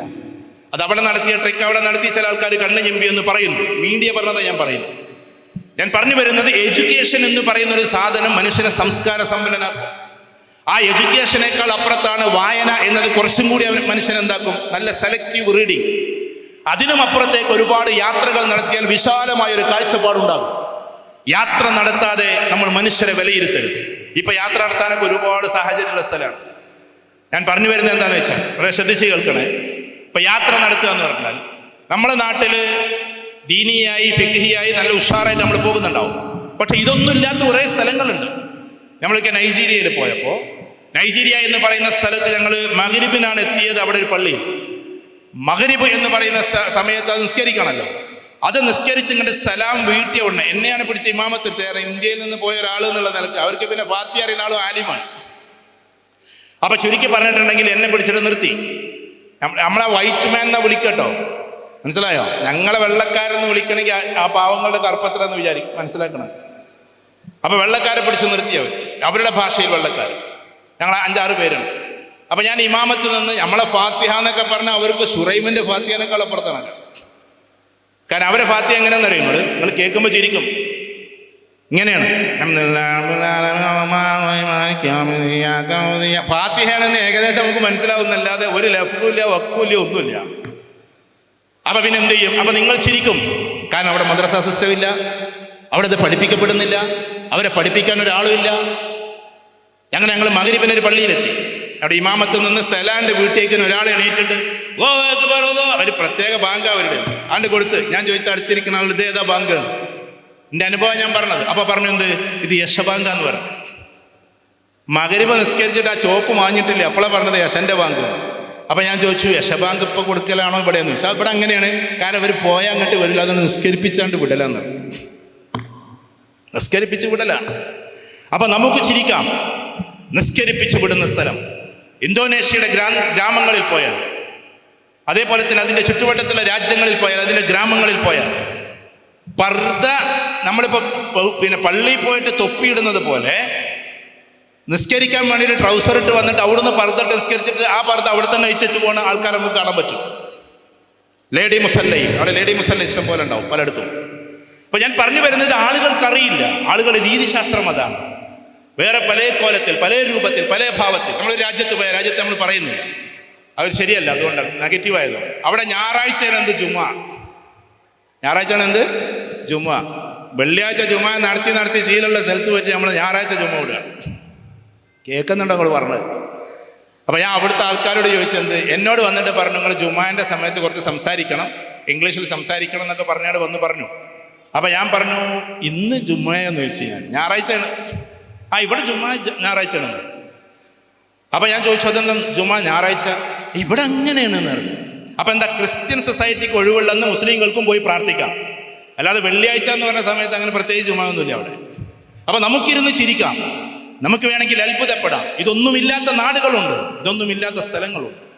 ലോകം സഞ്ചരിച്ചാലേ നമുക്കത് മനസ്സിലാവും. ഒരുപാട് രാജ്യങ്ങൾ, അള്ളാഹുവിൻ്റെ അനുഗ്രഹത്താൽ 57 രാജ്യങ്ങളിൽ പോയി. ആ രാജ്യങ്ങളിൽ എത്തുമ്പോഴാണ് മനുഷ്യരുടെ അവസ്ഥകളും കാര്യങ്ങളൊക്കെ അറിയുന്നത്. 10,000 രൂപ കൊടുത്താൽ, ഞാൻ ഇവിടുത്തെ ഫാറൂഖ് സാഹിബ് അടക്കമുള്ള ആൾക്കാരോട് പറയാം, 10,000 രൂപ കൊടുത്താൽ ഇതിൽ ചില രാജ്യങ്ങൾ വീട് വെക്കാൻ പറ്റും. കാരണം പഴയ നമ്മുടെ കേരളത്തിലെ 75 കൊല്ലം വീടില്ലേ, ചളി ഉരുട്ടിയിട്ടുള്ള വീട്, 75 കൊല്ലം മുമ്പ് എന്ന് പറഞ്ഞാൽ മനസ്സിലാവുള്ളൂ. അതിൻ്റെ ശേഷം പിന്നെ കട്ടിറങ്ങി, കട്ടെല്ലാം പറഞ്ഞാൽ ഇനി മുമ്പുള്ള ചളി, ആ ചളികൾ ഇങ്ങനെ ഉരുട്ടി വെച്ചിട്ട് വീട് വെക്കും. ആ വീടിൻ്റെ മേലെ ഒരു കൂരയുണ്ടാക്കണം, അതും ടിന്നിൻ്റെ ഷീറ്റ്. അതിനാണ് ഈ 10,000 രൂപ, അല്ലെങ്കിൽ മാക്സിമം 20,000 രൂപ. അപ്പൊ നിങ്ങൾ 20 ലക്ഷം രൂപ ക്രസന്റിന്റെ കയ്യിലുണ്ടെങ്കിൽ അവിടെ 100 വീട് വെച്ച് കൊടുക്കാം. വേണമെങ്കിൽ അവിടെ ഗവൺമെന്റ് ഒക്കെ അതിന് അനുവദിക്കും. അവിടെ ക്രസന്റ് അലൂമിനി എന്ന് പറഞ്ഞാൽ നിങ്ങൾക്ക് ബോർഡും വെക്കണ നിങ്ങൾ തീരുമാനിച്ചു. അപ്പൊ പാവപ്പെട്ട മനുഷ്യരെ മനസ്സിലാക്കുന്ന പച്ചയായ യാത്രകൾ നമ്മൾ ഉണ്ടാകണം, നമുക്ക് ഉണ്ടാക്കാൻ പറ്റണം. ഞാൻ പറഞ്ഞു വരുന്നത് അതുകൊണ്ട് മനുഷ്യബന്ധങ്ങൾ നമ്മൾ നാളെ ജീവിതത്തിലേക്ക്, നാളെയുള്ള ലോകത്തിലേക്ക് എന്തൊക്കെ ഉണ്ടാക്കി വെക്കുന്നു എന്നത് ഏറ്റവും പ്രധാനപ്പെട്ട ഒരു കാര്യമാണ്. അവ നമ്മുടെ മക്കളെ വിദ്യാഭ്യാസപരമായി ഉയർത്തുന്നത് പോലെ തന്നെ സോഷ്യൽ റാപ്പോ പഠിപ്പിക്കണം. സോഷ്യൽ റാപ്പോ എന്താ? സോഷ്യൽ റാപ്പോ മനുഷ്യരോട് എങ്ങനെയാണ് പെരുമാറുക. സ്കൂളിൽ നിന്നും പഠിപ്പിക്കുന്നില്ല കേട്ടോ, നമ്മുടെ സ്കൂളിലെ സിലബസിലൊന്നും ഇപ്പോൾ അതൊന്നും വന്നിട്ടില്ല. നമ്മുടെ സ്കൂളിലെ സിലബസിൽ ഇങ്ങനെ ഇംഗ്ലീഷ് പഠിക്കുകയാണെങ്കിൽ not only but also neither nor as much as far as interrogative affirmative ഇങ്ങനെ പഠിപ്പിക്കുന്നു എന്നല്ലാതെ മനുഷ്യരോട് എങ്ങനെ പൊളൈറ്റായിട്ട് പെരുമാറാന്ന് ഈ പുസ്തകങ്ങളിലില്ല. നമ്മൾ മദ്രസയെ കുറ്റപ്പെടുത്തുന്നു. നിങ്ങളിവിടെ കാണുന്നത് എന്തെന്ന് ചോദിച്ചാൽ CBM ക്രസന്റ് ബോർഡിംഗ് മദ്രസ എന്ന്. ചിലപ്പോൾ ചില ആൾക്കാർക്ക് തോന്നുന്നു ഉയർന്നു പോകുമ്പോൾ എൻ്റെ സ്ഥാപനത്തിന് മദ്രസ എന്ന് പേര് കണ്ടതുകൊണ്ട് ഞാൻ അവിടെ പഠിച്ചതാന്ന് പറയണ്ടെന്ന് തീരുമാനിച്ച ആൾക്കാർ വരെ ചിലപ്പോൾ ഉണ്ടാവാം മനസ്സിൻ്റെ ഉള്ളിൽ. May be. എന്താ അതിൻ്റെ ദൗത്യം? കാരണം മനുഷ്യനെ സാറ്റിസ്ഫൈ ചെയ്യിപ്പിക്കുന്ന 6 മേഖലകൾ എല്ലാം കൂടി പറയാൻ സമയമില്ല. അതിലൊന്ന് ഫിസിക്കൽ എഡ്യൂക്കേഷനാണ്, നമ്മുടെ ശരീരത്തെ പുഷ്ടിപ്പെടുത്തുന്ന എഡ്യൂക്കേഷൻ. മറ്റൊന്ന് അതിലും മേലെ നമുക്കുള്ളത് ഏതാണ്? ഇന്റലക്ച്വൽ എഡ്യൂക്കേഷനാണ്. ബുദ്ധിപരമായി നമ്മളെ ഉയർത്തുന്ന ഒരുപാട് മേഖല. ശരീരത്തിന്റെ ജിമ്മിന് പോയി എന്ന് വിചാരിച്ചിട്ട് ബുദ്ധി വർദ്ധിക്കില്ല. ജിമ്മിന് പോകുമ്പോൾ അതിനൊരു അലൈൻമെന്റ് കിട്ടും, ഒരു പ്രസരിപ്പ് കിട്ടും. ബുദ്ധി വർദ്ധിക്കണമെങ്കിൽ വായിക്കണം, പഠിക്കണം, അതിന്റെ സിനാപ്സിസ് നമ്മൾ എന്താക്കണം, അതിനെ നല്ല രീതിയിൽ അവതരിപ്പിക്കണം, ആളുകളോട് നല്ല രീതിയിൽ പഠിക്കാൻ വേണ്ടി ശ്രമിക്കണം. ഒരുപാട് വായനയിലൂടെ ലോകത്തിലൂടെ പോകണം. അതിലൂടെയാണ് ബുദ്ധി വർദ്ധിപ്പിക്കുക. ചില ടെക്നിക്കിലൂടെ കടന്നു പോകണം. അപ്പൊ ശരീരം മാത്രം പുഷ്ടിപ്പെട്ടാൽ പോരാ, നമ്മുടെ ബുദ്ധിയും പുഷ്ടിപ്പെടണം. മൂന്നാമത്തത് ഇമോഷണൽ പാർട്ട് ഓഫ് എഡ്യൂക്കേഷനാണ്. അവിടെ നമ്മുടെ ഹൃദയം വിശാലപ്പെടണം. മനസ്സെന്നോ ഹൃദയമെന്നോ നിങ്ങൾ അതിനെ വിളിച്ചോ. അവിടെയാണ് മനുഷ്യരുള്ള സ്നേഹം, ബന്ധങ്ങൾ. അത് ബുദ്ധി വികസിച്ചു എന്നതുകൊണ്ട് ഈ സാധനം നമുക്ക് കിട്ടൂല. ഈ സാധനം കിട്ടണമെങ്കിൽ നമ്മുടെ ഇമോഷണൽ പാർട്ട് ഓഫ് എഡ്യൂക്കേഷൻ വലുത്. നമ്മളെ കുട്ടികൾക്ക് കൊടുക്കേണ്ട വിദ്യാഭ്യാസത്തെ കുറിച്ചാണ് ഞാൻ പറയുന്നത്. എങ്ങനെയാണ് ആളുകളോട് പെരുമാറേണ്ടത് നമ്മൾ പഠിപ്പിച്ചിട്ടുണ്ടോ? തീൻമേശയിൽ എങ്ങനെയാണ് പെരുമാറേണ്ടത്? ടേബിൾ മാനേഴ്സ് എങ്ങനെയാണ് നമ്മൾ പഠിപ്പിച്ചിട്ടുണ്ടോ? നമ്മുടെ കുട്ടികൾ വെള്ളം കുടിക്കുന്ന സമയത്ത് ഇവിടെ ശബ്ദം വരാൻ പാടില്ല എന്ന് എപ്പോഴെങ്കിലും നമ്മുടെ കുട്ടികളോട് നമ്മൾ പറഞ്ഞിട്ടുണ്ടോ? ചില കുട്ടികൾ ഇങ്ങനെ വെള്ളം കിടക്കുമ്പോൾ ഇവിടെ ശബ്ദം ഉണ്ടാവും. ഇത് മാനേഴ്സിൽ ആളുകൾ ഇങ്ങനെ നമ്മൾ പുറത്തേക്ക് പോയി ഭക്ഷണം കഴിക്കുമ്പോൾ അങ്ങനെ ശബ്ദം ഉണ്ടാക്കുന്നവരെ പ്രത്യേകിച്ച് നോക്കും. പൊതുവെയുള്ള പിന്നെ ഇതിൽ പോയിട്ട് ടാപ്പിൽ പോയിട്ട് കാർക്കിച്ച് തുപ്പാൻ പാടില്ല എന്ന് നമ്മൾ കുട്ടികളെ പഠിപ്പിച്ചിട്ടുണ്ടോ? മൂക്ക് ചീറ്റുന്നത് സത്യത്തിൽ പബ്ലിക്കായ സ്പേസിൽ പാടില്ല എന്ന് നമ്മൾ പഠിപ്പിച്ചിട്ടുണ്ടോ? എന്നാൽ മറ്റുള്ള സ്ഥലങ്ങളിലൊക്കെ ഇത് പഠിപ്പിച്ചിട്ടാണ് സത്യത്തിൽ സ്കൂൾ തന്നെ പഠിപ്പിക്കുന്നത്. ബെഡ്ഷീറ്റ് മടക്കി വെക്കുന്നത്. ഇപ്പോൾ ഉമ്മാർക്ക് ഏറ്റവും വലിയ ഭാരം എന്താ? ഒന്ന് ബെഡ്ഷീറ്റ് മടക്കി വെക്കണം. ചില കുട്ടികൾ ഇങ്ങനെ കാക്കുന്നുണ്ട്, പടച്ചോനെ നമ്മളെ കാര്യം ഉസ്താദ് അറിഞ്ഞോന്ന്. അതുമുതൽ നമ്മൾ പഠിപ്പിക്കണം. അവനവൻ്റെ ബെഡ്ഷീറ്റ് കുട്ടികൾ തന്നെ മടക്കി വെക്കണം. ഇല്ലെങ്കിൽ എന്താകുമെന്നറിയോ, ചില വീടുകളിലൊക്കെ പോയ ഒരു കുട്ടി ഉണ്ടാവുള്ള റൂമിൽ കണ്ടാ വിചാരിച്ചും 18 ആൾ താമസിക്കുന്ന റൂമാണ്. കാരണം കുട്ടികൾക്ക് മാനേഴ്സ് പഠിപ്പിച്ചു കൊടുക്കാത്തതുകൊണ്ട്. പഠിപ്പിക്കലല്ല ശരിക്കും, അവരെ കൊണ്ട് ചെയ്യിപ്പിക്കണമല്ലേ. മോളെ അത് മടക്കി വെക്ക്, മോളെ ഇങ്ങനെ, മോളെ എന്ന് വിളിക്കണം. അപ്പൊ മോളെ എന്ന് വിളിക്കാത്ത ആൾക്കാരെ കൂടുതലും ഹിതോ നിതോ ഹുദോ എന്ന് പറഞ്ഞാൽ വിളിക്കലാണ്. പക്ഷെ മോളെ എന്ന് വിളിക്ക്, പേര് നിങ്ങൾ വിളിച്ചോളൂ. മോളെ എന്നുള്ള വാക്ക്, മോനെ എന്നുള്ള വാക്ക് അവർ കൊതിക്കുന്നുണ്ട്. മുത്തം കൊടുക്കുന്നത് അവർ കൊതിക്കുന്നുണ്ട്, പ്രത്യേകിച്ച് പെൺകുട്ടികൾക്ക് മുത്തം കിട്ടുന്നില്ല എന്നാണ് ഞാൻ മനസ്സിലാക്കിയിട്ടുള്ളത്. കാരണം അവരെങ്ങനെ ചെറുപ്പത്തിൽ ഉഴിഞ്ഞു വെച്ചിരിക്കും ആരാൻ്റെ വീട്ടിൽ പോകാൻ വേണ്ടി. ആ കുട്ടികൾക്ക് എന്ത് സംഭവിക്കുന്നു? ഒരു അകൽച്ച സംഭവിക്കുന്നു. ഏറ്റവും കൂടുതൽ വില്ലന്മാർ പ്രസന്റിൽ ആരും ഉണ്ടാവില്ല കേട്ടോ ഈ ഇതിലില്ലേ. കാരണം ഇതിനൊറ്റ ഡോറുള്ളൂ, നമുക്ക് പോകണം. ഞാൻ പറഞ്ഞതെന്ന് വെച്ചാൽ ഇവിടുത്തെ കുട്ടികളാകില്ല, പക്ഷെ ഇന്ന് ഏറ്റവും കൂടുതൽ അപകടകാരികൾ പെൺകുട്ടികളാണ് എന്നാണ് പഠനം. ആൺകുട്ടികളല്ല. നമ്മളെ കാലത്ത് ഒരു പെൺകുട്ടിനെങ്ങാനും നോക്കിയാൽ, സ്കൂളിൽ നിന്ന് നോക്കിയാൽ, നിങ്ങൾ അങ്ങനെ കൊളോക്കിയൽ ലാംഗ്വേജ് പറഞ്ഞൊന്നും തോന്നരുത് കേട്ടോ. അന്ന് പെൺകുട്ടികൾ പറഞ്ഞിരുന്ന വാക്കെന്താ? പൊയ്ക്കടക്കാന്നറിയും അല്ലേ? അങ്ങനെ തന്നെ പറയും. മലപ്പുറം ഭാഷയിൽ പറഞ്ഞ, കോഴിക്കോട്ടുകാരും വയനാട്ടുകാരും തിരുവനന്തപുരത്തുണ്ടെങ്കിൽ ക്ഷമിക്കണം കേട്ടോ. അവർ നെഗ്ലക്ട് ചെയ്യും, അവർക്കതിനുള്ള ത്രാണിത്തുണ്ടായി. കാരണം ഉപ്പമാര് അവരുടെ സിസ്റ്റത്തിന്, മദ്രസയൊക്കെ പേടിയായിരുന്നു. ഇന്ന് പെൺകുട്ടികളാണ് റിക്വസ്റ്റ് കൊടുക്കുന്നത്. ഏറ്റവും കൂടുതൽ, ഞാൻ സൈക്കോളജിസ്റ്റ് ആയതുകൊണ്ട് പറയാം, ആൺകുട്ടികളെ പ്രണയിക്കാൻ ഏറ്റവും കൂടുതൽ റിക്വസ്റ്റ് കൊടുക്കുന്നത് പെൺകുട്ടികളാണ്. ഞാൻ കൗൺസിലിംഗിൽ നിന്ന് മനസ്സിലാക്കിയത് അത്. അവളിങ്ങനെ ചൂസ് ചെയ്തിട്ട് 3 ആൾക്കാരെ സെലക്ട് ചെയ്യും, ABC. കൂടുതൽ പെൺകുട്ടികളും ഇന്ന് ഇവിടെ ഇല്ല കേട്ടോ. ഇന്ന് കൂടുതൽ പെൺകുട്ടികളും ബട്ടർഫ്ലൈസ് മൈൻഡ് ആണെന്ന്. ബട്ടർഫ്ലൈസ് മൈൻഡ് അത് പണ്ട് ആൺകുട്ടികൾക്കായിരുന്നു. എന്താ ബട്ടർഫ്ലൈസ് മൈൻഡ്? ഒരു പ്രണയം കഴിഞ്ഞ ഒരു പ്രണയം. ഞാൻ കണ്ടിട്ടുണ്ട് ഈ +2-കാരെ കൗൺസിലിംഗ് നടത്തുന്ന സമയത്ത് 7ാമത്തെ പ്രണയം, 6ാമത്തെ പ്രണയം എന്നൊക്കെ കുട്ടികൾ പറയും. ഇത് എപ്പോഴതിന് സമയം കിട്ടി നമുക്ക് അറിഞ്ഞു. ഞാനിതിങ്ങനെ മോശത്തരം പറയല്ലോ കേട്ടോ. ഞാൻ ഇവിടുത്തെ കുട്ടികളെ കുറിച്ചും പറയില്ല. മക്കളെ, അത് ആ ചതിയിലൊന്നും പോയി ചാടല്ലേ. ലക്ഷ്യത്തിലെത്താൻ നമുക്ക് കഴിയില്ല. പിന്നെ MDMA കഴിക്കുന്ന ഒരാൾക്ക് IIT പാസ്സാകാൻ കഴിയില്ല. അതതിൻ്റെ തത്വമാണ്. ഞാൻ ഇവരുടെ IIT ചെന്നൈയിൽ ഞാൻ പോയിട്ടുണ്ട്, കുട്ടികളെ വിളിച്ചിട്ട്. ചെന്നൈ IIT ഏകദേശം 500 ഏക്കറിൽ നിൽക്കുന്ന സ്ഥാപനമാണ്. അവിടെ സൈക്കിൾ ഔട്ടിൻ്റെ കുട്ടികൾ പോകാൻ, നാഷണൽ പാർക്കിൻ്റെ ഉള്ളിലാണ്. അതിൻ്റെ ഉള്ളിലേക്ക് കാറും ഉണ്ടാവും, ഫ്ലൈറ്റ് ഇറക്കാൻ പറ്റുന്ന, ഹെലികോപ്റ്റർ ഇറക്കാൻ പറ്റുന്ന കുട്ടികളവിടെ പഠിക്കുന്നുണ്ട്. പക്ഷെ എല്ലാവരും സൈക്കിൾ ഔട്ടിട്ട് വരിക, പ്രൊഫസേഴ്സ് വരെ സൈക്കിളിലാണ് വരിക. അതാണ് ചെന്നൈ IIT. കാരണം നാഷണൽ പാർക്കാണ്, അതിൻ്റെ ഉള്ളിൽ IIT ഉള്ളത്. അപ്പോൾ ഞാൻ പറഞ്ഞു വരുന്നത്, നമ്മളെ സംബന്ധിച്ചിടത്തോളം നമുക്ക് ബോറടിക്കണ്ട അല്ലെങ്കിൽ നിർത്താം. ഞാൻ പറഞ്ഞത്, അത്തരം സ്ഥാപനങ്ങളിൽ നമ്മുടെ കുട്ടികൾ എത്തി അവിടെ നിന്ന് പാസ് ഔട്ട് ആകണമെങ്കിൽ ഈ സാധനം ഉള്ളിൽ കയറാൻ പറ്റില്ല. അത് ഉള്ളിൽ കയറിയ താളം തെറ്റും. സാലിയൻസ് എന്ന് പറയുന്ന ലോകത്തിലേക്ക് പോകും. അപ്പൊ പിന്നെ അവർ തിരിച്ചു വന്നിട്ട് അവർ IIT-യിലെ 60ഓളം പേപ്പേഴ്സ് പാസ്സാകാൻ കഴിയില്ല. ഞാൻ ചെന്നൈ IIT-യിലെ കുട്ടികളോട് ചോദിച്ചു, മക്കളവിടെ പ്രണയമുണ്ടോ? ഞാൻ എല്ലായിടത്തും പോകുന്നതുകൊണ്ട് കുട്ടികളോട് ചോദിച്ചു. അപ്പൊ കുട്ടികൾ എന്നോട് അതിനൊക്കെ ഇവിടെ നേരുന്നു. അത്ര ടഫ് സിലബസ്, അത്രമാത്രം ഒരുപാട് പ്രൊജക്ട്, ഒരുപാട് അസൈൻമെന്റ്സ്. അതിൻ്റെ ഇടയിൽ ഇവർക്ക് ചിന്തിക്കാൻ നേരമില്ല. ലക്ഷ്യത്തിലേക്ക് പുറപ്പെട്ട ഒരാൾക്ക് വേറൊന്നും ചിന്തിക്കാൻ കഴിയില്ല, വേറൊന്നിലേക്കും ഡൈവേർട്ട് ചെയ്യാൻ കഴിയില്ല. കാരണം എപ്പോഴും അടിഞ്ഞുകൂടുന്നത് ആരാന്നറിയോ? ലക്ഷ്യമില്ലാത്ത ആളുകളാണ്. വീട്ടിൽ നിന്നൊരു ലക്ഷ്യം വെച്ചു കൊടുത്തിട്ടുണ്ടാവില്ല. കുട്ടിയോട് ചെറുപ്പത്തിലേ പറയണം, മോനെ നീ ഇന്നടുത്തെത്തണം, മോനെ നീ ഇങ്ങനെ ആകണമെന്ന്. അതൊരു ലക്ഷ്യം നിർണയിച്ചു വെക്കണം. കുട്ടികളെ ഹാഫിലാക്കണം. ഇവിടെ ഒരു ഹാഫിൽ വന്നിട്ട് വാങ്ങിയില്ലേ? അങ്ങനെ ആക്കണമെങ്കിൽ അങ്ങനെ, ആലിമാക്കണമെങ്കിൽ അങ്ങനെ, ഇനി ഡോക്ടറാക്കണമെങ്കിൽ തന്നെ എവിടെ, എന്ത് എന്നൊക്കെ അവന് കൃത്യമായിട്ട് നിർണയിച്ചു കൊടുക്കണം. അത് നമ്മളൊരു പിതാവ് ചെയ്യേണ്ട പരിപാടിയല്ല. 12ാം ക്ലാസ് കഴിഞ്ഞിട്ടാണ് തീരുമാനിക്കലല്ല. ഞാൻ എൻ്റെ ഒരു ചെറിയ അനുഭവം പറയാം. ഞാൻ എൻ്റെ മോനോട് 4 വയസ്സെന്നാണ് പറഞ്ഞത്, മാഷൂക്കിനോട് നീ UK-യിൽ ഇന്ന യൂണിവേഴ്സിറ്റി പോയി പഠിക്കണം. അവന് 4 വയസ്സുള്ളപ്പോൾ അവന് എന്ത് UK എന്ത്. പക്ഷേ അവൻ്റെ ചെറുപ്പത്തിലെ ലണ്ടനിൽ പോകണം എന്നുള്ള ചിന്ത വന്നു തുടങ്ങി. അതുകൊണ്ട് പോകണമെന്ന് നമ്മൾ പറഞ്ഞല്ലേ കേട്ടോ, അത് വേറെ കാര്യം. അവിടെ നിന്ന് തന്നെയാണ് അവൻ ഡിഗ്രി കഴിഞ്ഞത്. സാധാരണ എല്ലാവരും PG-ക്കാ പോകും. അവിടെ നിന്ന് അവൻ ഡിഗ്രി കഴിഞ്ഞിട്ട് പുറത്തിറങ്ങി. വരുന്നുണ്ട് മറ്റന്നാൾ, മീൻസ് 15-ാം തീയതി. ഞാൻ പറയുന്നത് എന്തെന്ന് വെച്ചാൽ, നമ്മൾ കുട്ടികൾക്ക് ചെറുപ്പത്തിലെ ഒരു ലക്ഷ്യം നിർണയിച്ചു വെച്ച് കൊടുക്കണം. അതിൻ്റെ ടെസ്റ്റുകൾ നടത്തണം. നമ്മുടെ കുട്ടികൾക്ക് എന്ത് കഴിവുണ്ട് എന്ന ടെസ്റ്റുകളുണ്ട്. അത് നിങ്ങൾ ഒരുപാട് എഡ്യൂക്കേഷനുള്ള ആൾക്കാർ ഈ കൂട്ടത്തിലുണ്ടാവും. അതിന് ഡാറ്റ ടെസ്റ്റുകളുണ്ട്, ഡിഫറൻഷ്യൽ ആപ്റ്റിറ്റ്യൂഡ് ടെസ്റ്റ്. അതിനെന്തുണ്ട്? ഈ പറയുന്ന MIT മൾട്ടിപ്പിൾ ഇൻ്റലിജൻസസ്, നമ്മൾ ഇൻ്റലിജൻസിനെ അളക്കുന്ന ടെസ്റ്റ് ഉണ്ട്. ഇപ്പം എന്നെ സംബന്ധിച്ചിടത്തോളം ഞാനൊരു സോഷ്യോ ഇൻ്റലിജൻ്റാണ്. ഞാൻ പോയിട്ട് ടെക്നിക്കലി പഠിച്ചിട്ട് കാര്യമില്ല, ഞാൻ പോയിട്ട് മാത്തമാറ്റിക്സ് പഠിച്ചിട്ട് കാര്യമില്ല. കാരണം മാത്തമാറ്റിക്കൽ ഇൻ്റലിജൻസ് വേറൊരു സാധനമാണ്. ബിസിനസ് ഇൻ്റലിജൻസ് ഉള്ള ആളുകളുണ്ടാകും, അവർ ബിസിനസ്സിലേക്കാണ് തിരിയേണ്ടത്. ഇങ്ങനെ വ്യത്യസ്തമായ ഇൻ്റലിജൻസ് നമ്മുടെ കുട്ടികൾക്ക് ഉണ്ടാകും. ഏതാണെന്ന് നമുക്ക് ബോധ്യപ്പെടണം, നമ്മുടെ കുട്ടികൾക്ക് ബോധ്യപ്പെടണം. അങ്ങനെ ട്രാക്ക് നിർണയിച്ചു കൊടുക്കും. ട്രാക്ക് അങ്ങനെ നിർണയിച്ചിട്ട് തന്നെയാണ് വലിയ വലിയ ആൾക്കാർ വലിയ വലിയ സ്ഥലത്തൊക്കെ പോയത്. പണ്ടത്തെ കാലഘട്ടത്തിൽ യൂണിവേഴ്സിറ്റികളിൽ പോയത് ഞാൻ എപ്പോഴും സൂചിപ്പിക്കാറില്ല. മുഹമ്മദ് അലി ജൗഹറൊക്കെ ഓക്സ്ഫോർഡിൽ പോയി പഠിക്കുന്നത് ഉമ്മ പറഞ്ഞെടുത്ത ഡയറക്ഷനാണ്. ഉമ്മ പറഞ്ഞെടുത്ത ഡയറക്ഷൻ. സ്വന്തം മാതാവാണ് അദ്ദേഹത്തിന് ഓക്സ്ഫോർഡിൽ എത്തിക്കുന്നത്, ഓക്സ്ഫോർഡിലെ വിദ്യാർത്ഥി. അതുകൊണ്ടാണ് ഇന്ത്യക്ക് വേണ്ടി സംസാരിച്ചത്. അതവിടെ നിൽക്കട്ടെ, ഞാൻ ഒരുപാട് തവണ പറഞ്ഞത്. ഇതേപോലെ നമ്മുടെ കുട്ടികളെ പ്രബലമായ ഒരു സ്ഥലത്ത് എത്തിക്കണം നമ്മൾ.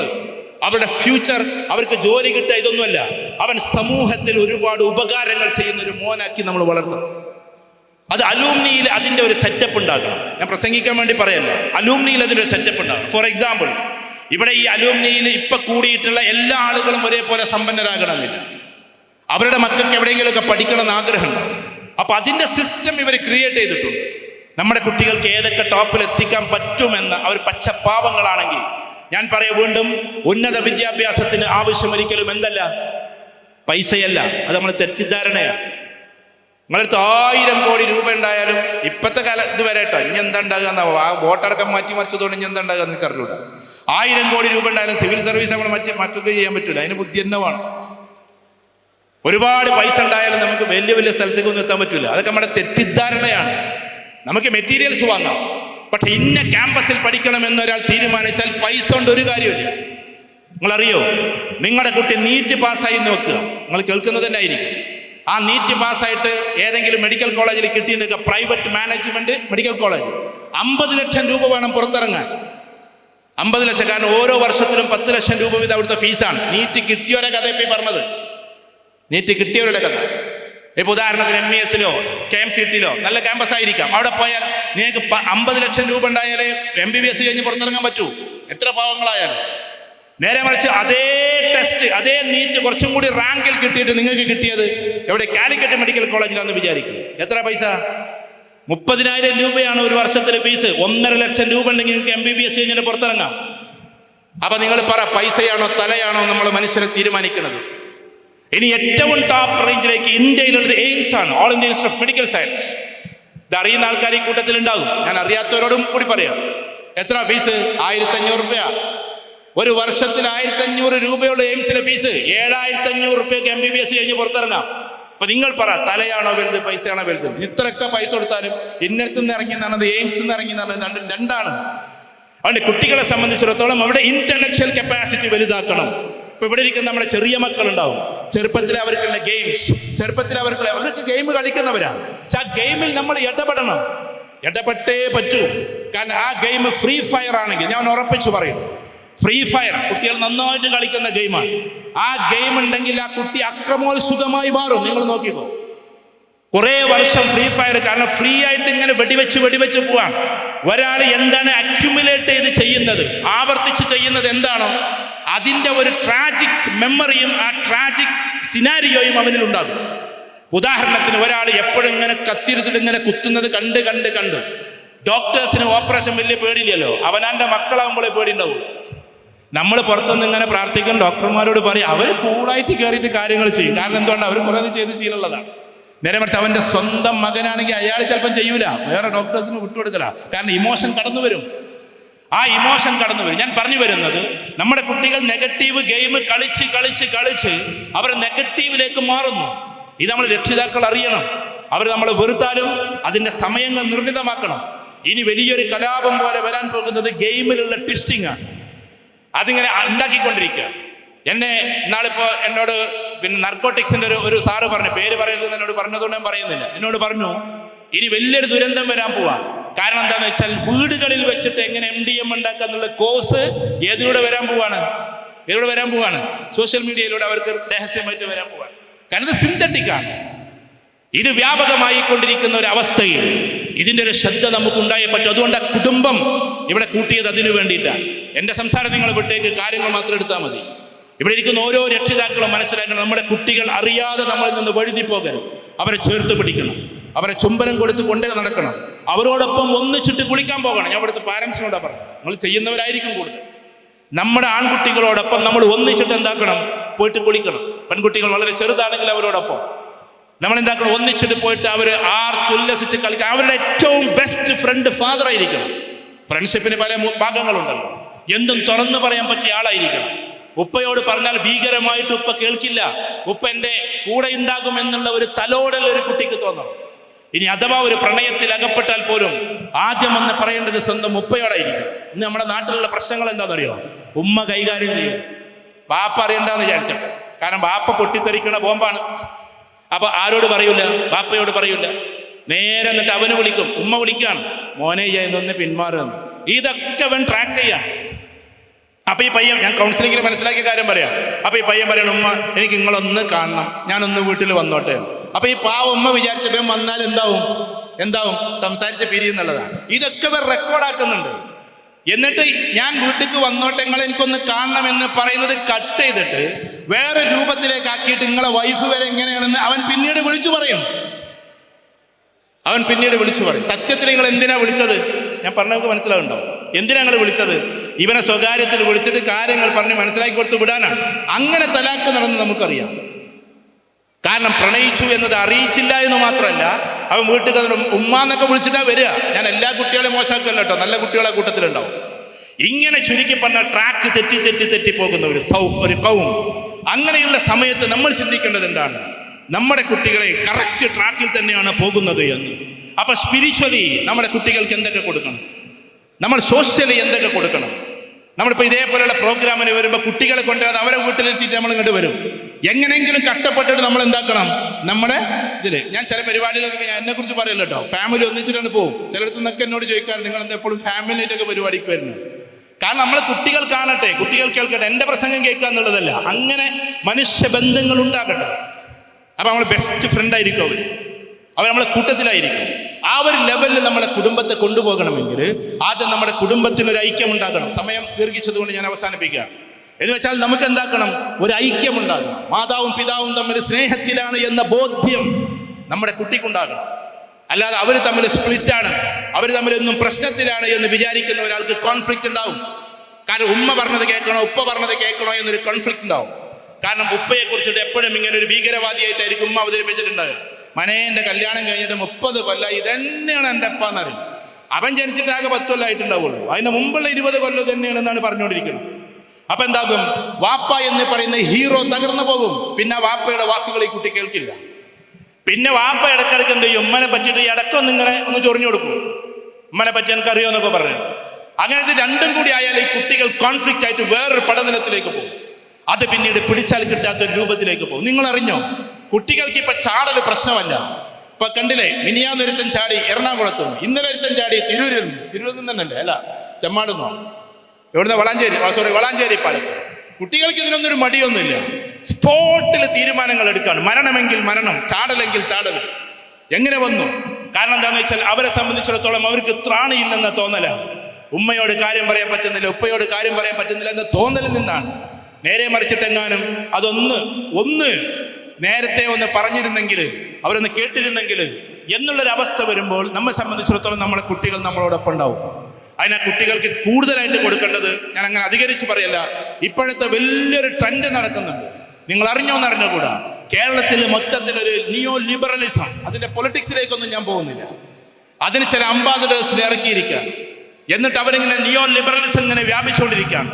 കൂടുതൽ കുട്ടികൾ 80% മക്കൾ എന്നാണ് അവരവകാശപ്പെടുന്നത്. റീൽസ് കണ്ടുകൊണ്ടിരിക്കുന്നത് അഥവാ എന്തെങ്കിലും ഒന്ന് കേൾക്കണമെന്നുണ്ടെങ്കിൽ ഇവരുടെ ടോക്കുകളാണ്. എന്തുകൊണ്ട്? ഇതിനെതിരെ ഉദാഹരണത്തിന് എത്തീസം എന്ന് പറഞ്ഞ നിരീശ്വരവാദമാണ്. നമ്മൾ തീസ്റ്റുകളാണ്, അവർ എത്തീസ്റ്റുകളാണ്. ഒരു ഏന്റെ വ്യത്യാസമേ ഉള്ളൂ. തീസ്റ്റ് എന്നാണ് വിശ്വാസി, എത്തീസ്റ്റ് എന്നാണ് വിശ്വാസമില്ലാത്തവൻ. അപ്പൊ തീസ്റ്റും എത്തീസ്റ്റും തമ്മിലുള്ള ഒരു കോൺഫ്ലിക്റ്റ് ഇവിടെ നടന്നുകൊണ്ടിരിക്കുകയാണ്. അപ്പോൾ എന്താ സംഭവിക്കുന്നതെന്നറിയോ, ഇവർ ചില ക്വസ്റ്റ്യൻസ് ഇട്ട് കൊടുക്കും. ചില ക്വസ്റ്റ്യൻസ്, ആ ക്വസ്റ്റ്യൻസിൽ നമ്മൾ കുട്ടികൾ എന്താവും, കുടുങ്ങിപ്പോകും. ഇവൻ സ്ത്രീകൾ വരെ കുടുങ്ങിപ്പോകും. നിങ്ങൾ നോക്കിക്കോ, ഇതേ മോഡിയെ അഥവാ നമ്മുടെ പ്രധാനമന്ത്രിയെ നല്ല മോഡി മോൻ എന്ന് പറയുന്ന രംഗം അധികം ദൂരത്തല്ലാതെ വരാൻ പോവാണ്. ഞാൻ ഏതൊരു സ്പീച്ചിലേക്ക് പറഞ്ഞിട്ട്. കാരണം എന്താ, നിങ്ങൾ അംഗീകരിക്കും. കാരണം എന്താ, ഇനി വരാൻ പോകുന്നത് സ്വത്ത് എന്ന് പറയുന്നത് എല്ലാവർക്കും ഒരേപോലെ വിഭജിക്കാൻ പോവാണ്. 50 സെന്റ് പുതിയാപ്പിളക്ക് കൊടുക്കുകയാണെങ്കിൽ 50 സെന്റ് പെണ്ണിനും കൊടുക്കുക എന്നുള്ള തീരുമാനത്തേക്ക് എത്താൻ പോവാണ്. ഇതുവരെ നമ്മൾ എങ്ങനെ കൊടുത്തിരുന്നത് 50 അവിടെ 25 ഇവിടെ തരും. നിങ്ങൾ സമ്മതിക്കാതിരിക്കോ? നിങ്ങൾ പേരിട്ടതാ മോഡി മോന്. മനസ്സിലായോ? ആര് പേരിട്ടത്? പെണ്ണുങ്ങളാണ് കൂടുതൽ. ആർക്ക് മോനെന്ന് പേരിട്ടത്? മോഡി മോൻ. കാരണം ഇനി അത് വരും, നോക്കിക്കോ, മാസായിട്ട് വരും. മുസ്ലിം സ്ത്രീകൾ വരെ തെരുവിലിറങ്ങിയിട്ട് ഞങ്ങൾക്ക് അവകാശം വേണമെന്ന് പറയും. ഞാൻ അങ്ങനെയാണ് പറയല്ല. എന്ന് വെച്ചാൽ നിങ്ങൾ നോക്കിക്കോ. അപ്പൊ എന്താ ഇതിന്റെ അസലിയത്ത് മനസ്സിലാക്കണ്ടേ? നമുക്ക് അസലിയത്ത് മനസ്സിലാക്കണം. എന്തുകൊണ്ടാണ് അങ്ങനെ പറയാനുള്ള കാരണം?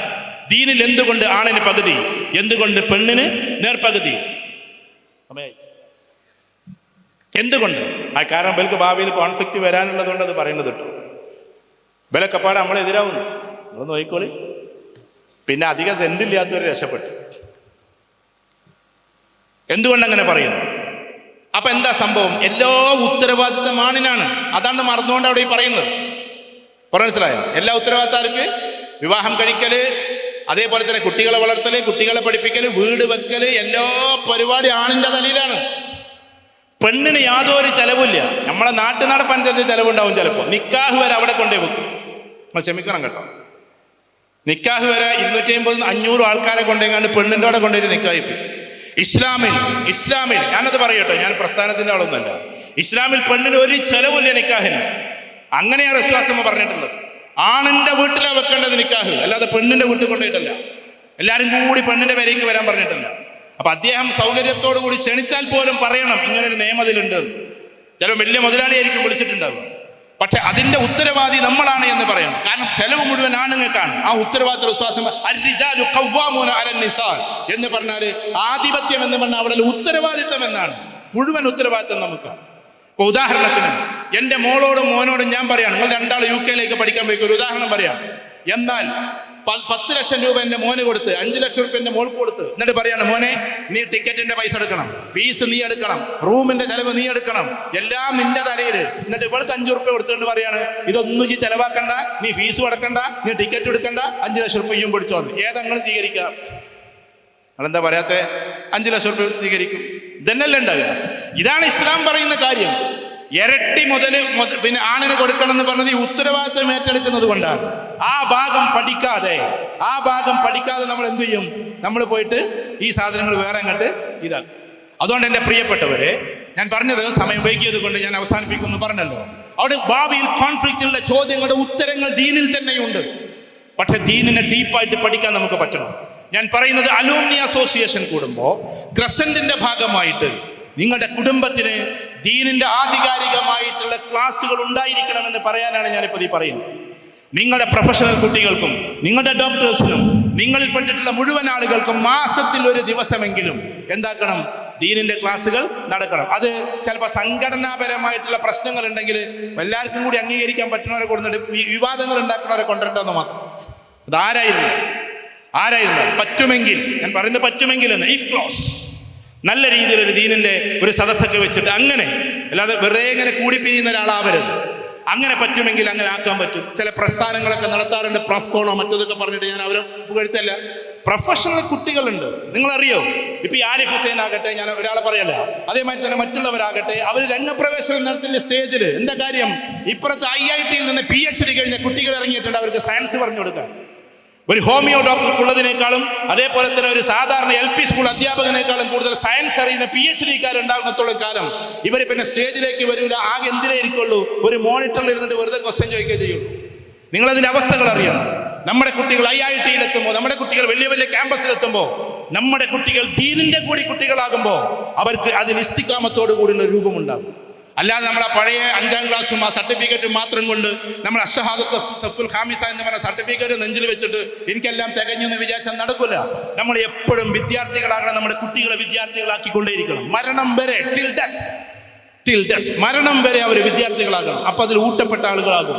അവർക്ക് നല്ല ഇന്റലക്ച്വൽഷിപ്പ് ഉണ്ടാകും, അവർക്ക് ഇമോഷണലി എല്ലാവരോടും നല്ല ബന്ധങ്ങൾ ഉണ്ടാകും, സ്പിരിച്വലി പാതിരാവിൽ പോലും പ്രാർത്ഥിക്കാനുള്ള വെമ്പുന്ന ഒരു മനസ്സുണ്ടാകും.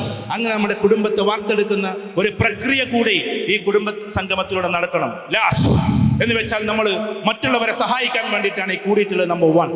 അതുകൊണ്ട് നമ്മുടെ ഈ കൂട്ടത്തിൽ അലൂമിനിയിൽ ഒരാളും വീടില്ലാത്തതുണ്ടാകരുത്. ചിലപ്പോൾ അങ്ങനത്തെ ആൾക്കാർ ഈ കൂട്ടത്തിൽ ഉണ്ടാകും എന്ന് പറഞ്ഞാൽ ക്രസന്റിൽ പഠിച്ച ഒരാൾക്കും ഞാനത് ഒരു അവകാശവാദമായിട്ട് പറയല്ല.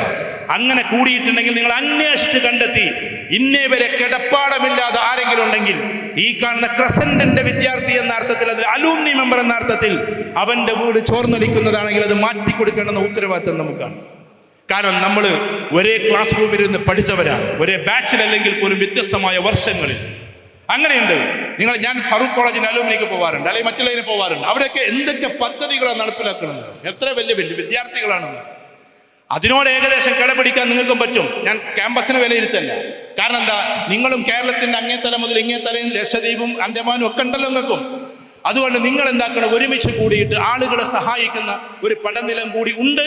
അതിനൊന്നും കൂടി വ്യാപ്തിപ്പെടുത്തണം. അതിലേറ്റവും പ്രധാനം കുട്ടികൾക്ക് സ്കോളർഷിപ്പ് കൊടുക്കലാണ്, പഠിക്കാൻ വേണ്ടിയുള്ള സ്കോളർഷിപ്പ്. മറ്റൊന്ന് വീട് നിർവഹിച്ചു കൊടുക്കലാണ്. മറ്റൊന്ന് നിങ്ങളുടെ കൂട്ടത്തിൽ ആരെങ്കിലും എന്തെങ്കിലും രോഗികളുണ്ടെങ്കിൽ ആ രോഗം മാറ്റാനുള്ള മുഴുവൻ കാര്യങ്ങളും ഏറ്റെടുക്കലാണ്. അത് ഏറ്റെടുത്ത് തുടങ്ങിയാൽ നിങ്ങൾക്ക് വലിയ വിജയങ്ങളുണ്ടാകും. അങ്ങനെ വ്യത്യസ്ത പദ്ധതികൾ നടപ്പിലാക്കി നമ്മളെ കുടുംബത്തിനെ യശസ്സോടുകൂടി മുന്നോട്ട് കൊണ്ടുപോകുന്ന, കുടുംബത്തിനൊക്കെ വേണ്ടപ്പെട്ട, നാട്ടുകാർക്കും വേണ്ടപ്പെട്ട, എബവ് ഓൾ എല്ലാ സമയത്തും അള്ളാഹുവിലേക്ക് മാത്രം അടുക്കുന്ന ഒരു വലിയ ജനതയെ വാർത്തെടുക്കുന്ന കുടുംബ സംഗമമാകണം ഈ പറയുന്നത്. ഇതെല്ലാം കൂടി കൂടുമ്പോഴാണ് ഒരു കാമിലായ ഒരു മനുഷ്യനായി മാറുന്നത്. അല്ലെങ്കിൽ കുടുംബത്തിൽ നമ്മൾ പെർഫെക്റ്റ് ആവും, പക്ഷെ അള്ളാഹുവിൻ്റെ അടുത്ത് പെർഫെക്റ്റ് ആവണമെന്നില്ല. ചിലപ്പോൾ അള്ളാഹിനോട് നമുക്ക് വലിയ ബന്ധം ഉണ്ടാവും, കുടുംബത്തിൽ ചിലപ്പോൾ നമ്മൾ വലിയൊരു മൂരാശിയായിരിക്കും. അപ്പൊ കുടുംബത്തിലും ഇവിടെയും സമൂഹത്തിനൊന്നും ചെയ്യാതെ വീട്ടിലിങ്ങനെ ഒതുങ്ങിക്കൂടുന്ന ഒരാളാകരുത്. സമൂഹത്തിലേക്ക് ഇറങ്ങി ഒരുപാട് കാര്യങ്ങൾ ചെയ്യുന്നവരാകണം നമ്മുടെ തലമുറകൾ. ഇതോടൊപ്പം തന്നെ പിന്നെ എന്തായിരിക്കണം, നമ്മൾ നമ്മുടെ സ്വന്തം ശരീരത്തെ നോക്കി, നമ്മൾ ആരോഗ്യപരമായി നോക്കി എന്തൊക്കെ കാര്യങ്ങൾ വിശ്വാസമ പറഞ്ഞിട്ടുണ്ടോ അത് മുഴുവൻ നമ്മൾ ചെയ്യണം. ഉദാഹരണത്തിന് ഫോർ എക്സാമ്പിൾ എൻ്റെ ഒരു അനുഭവം പറയാം. ഇന്നലെയും ഞാൻ നല്ലൊരു ഡയബറ്റോളജിസ്റ്റിനെ പോയി സന്ദർശിച്ചു, എൻ്റെ ഒരു വേണ്ടപ്പെട്ട ഒരാൾക്ക് വേണ്ടിയിട്ട്.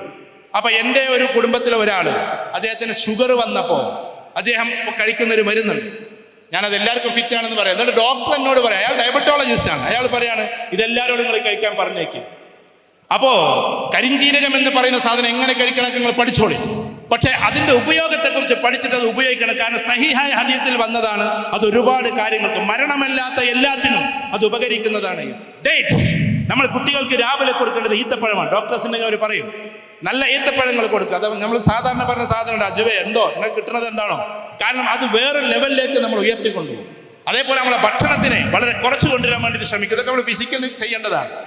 മാക്സിമം പറ്റുകയാണെങ്കിൽ 2 നേരം ഭരണങ്ങൾ സമ്മതിക്കുമെന്ന് എനിക്ക് തോന്നുന്നില്ല.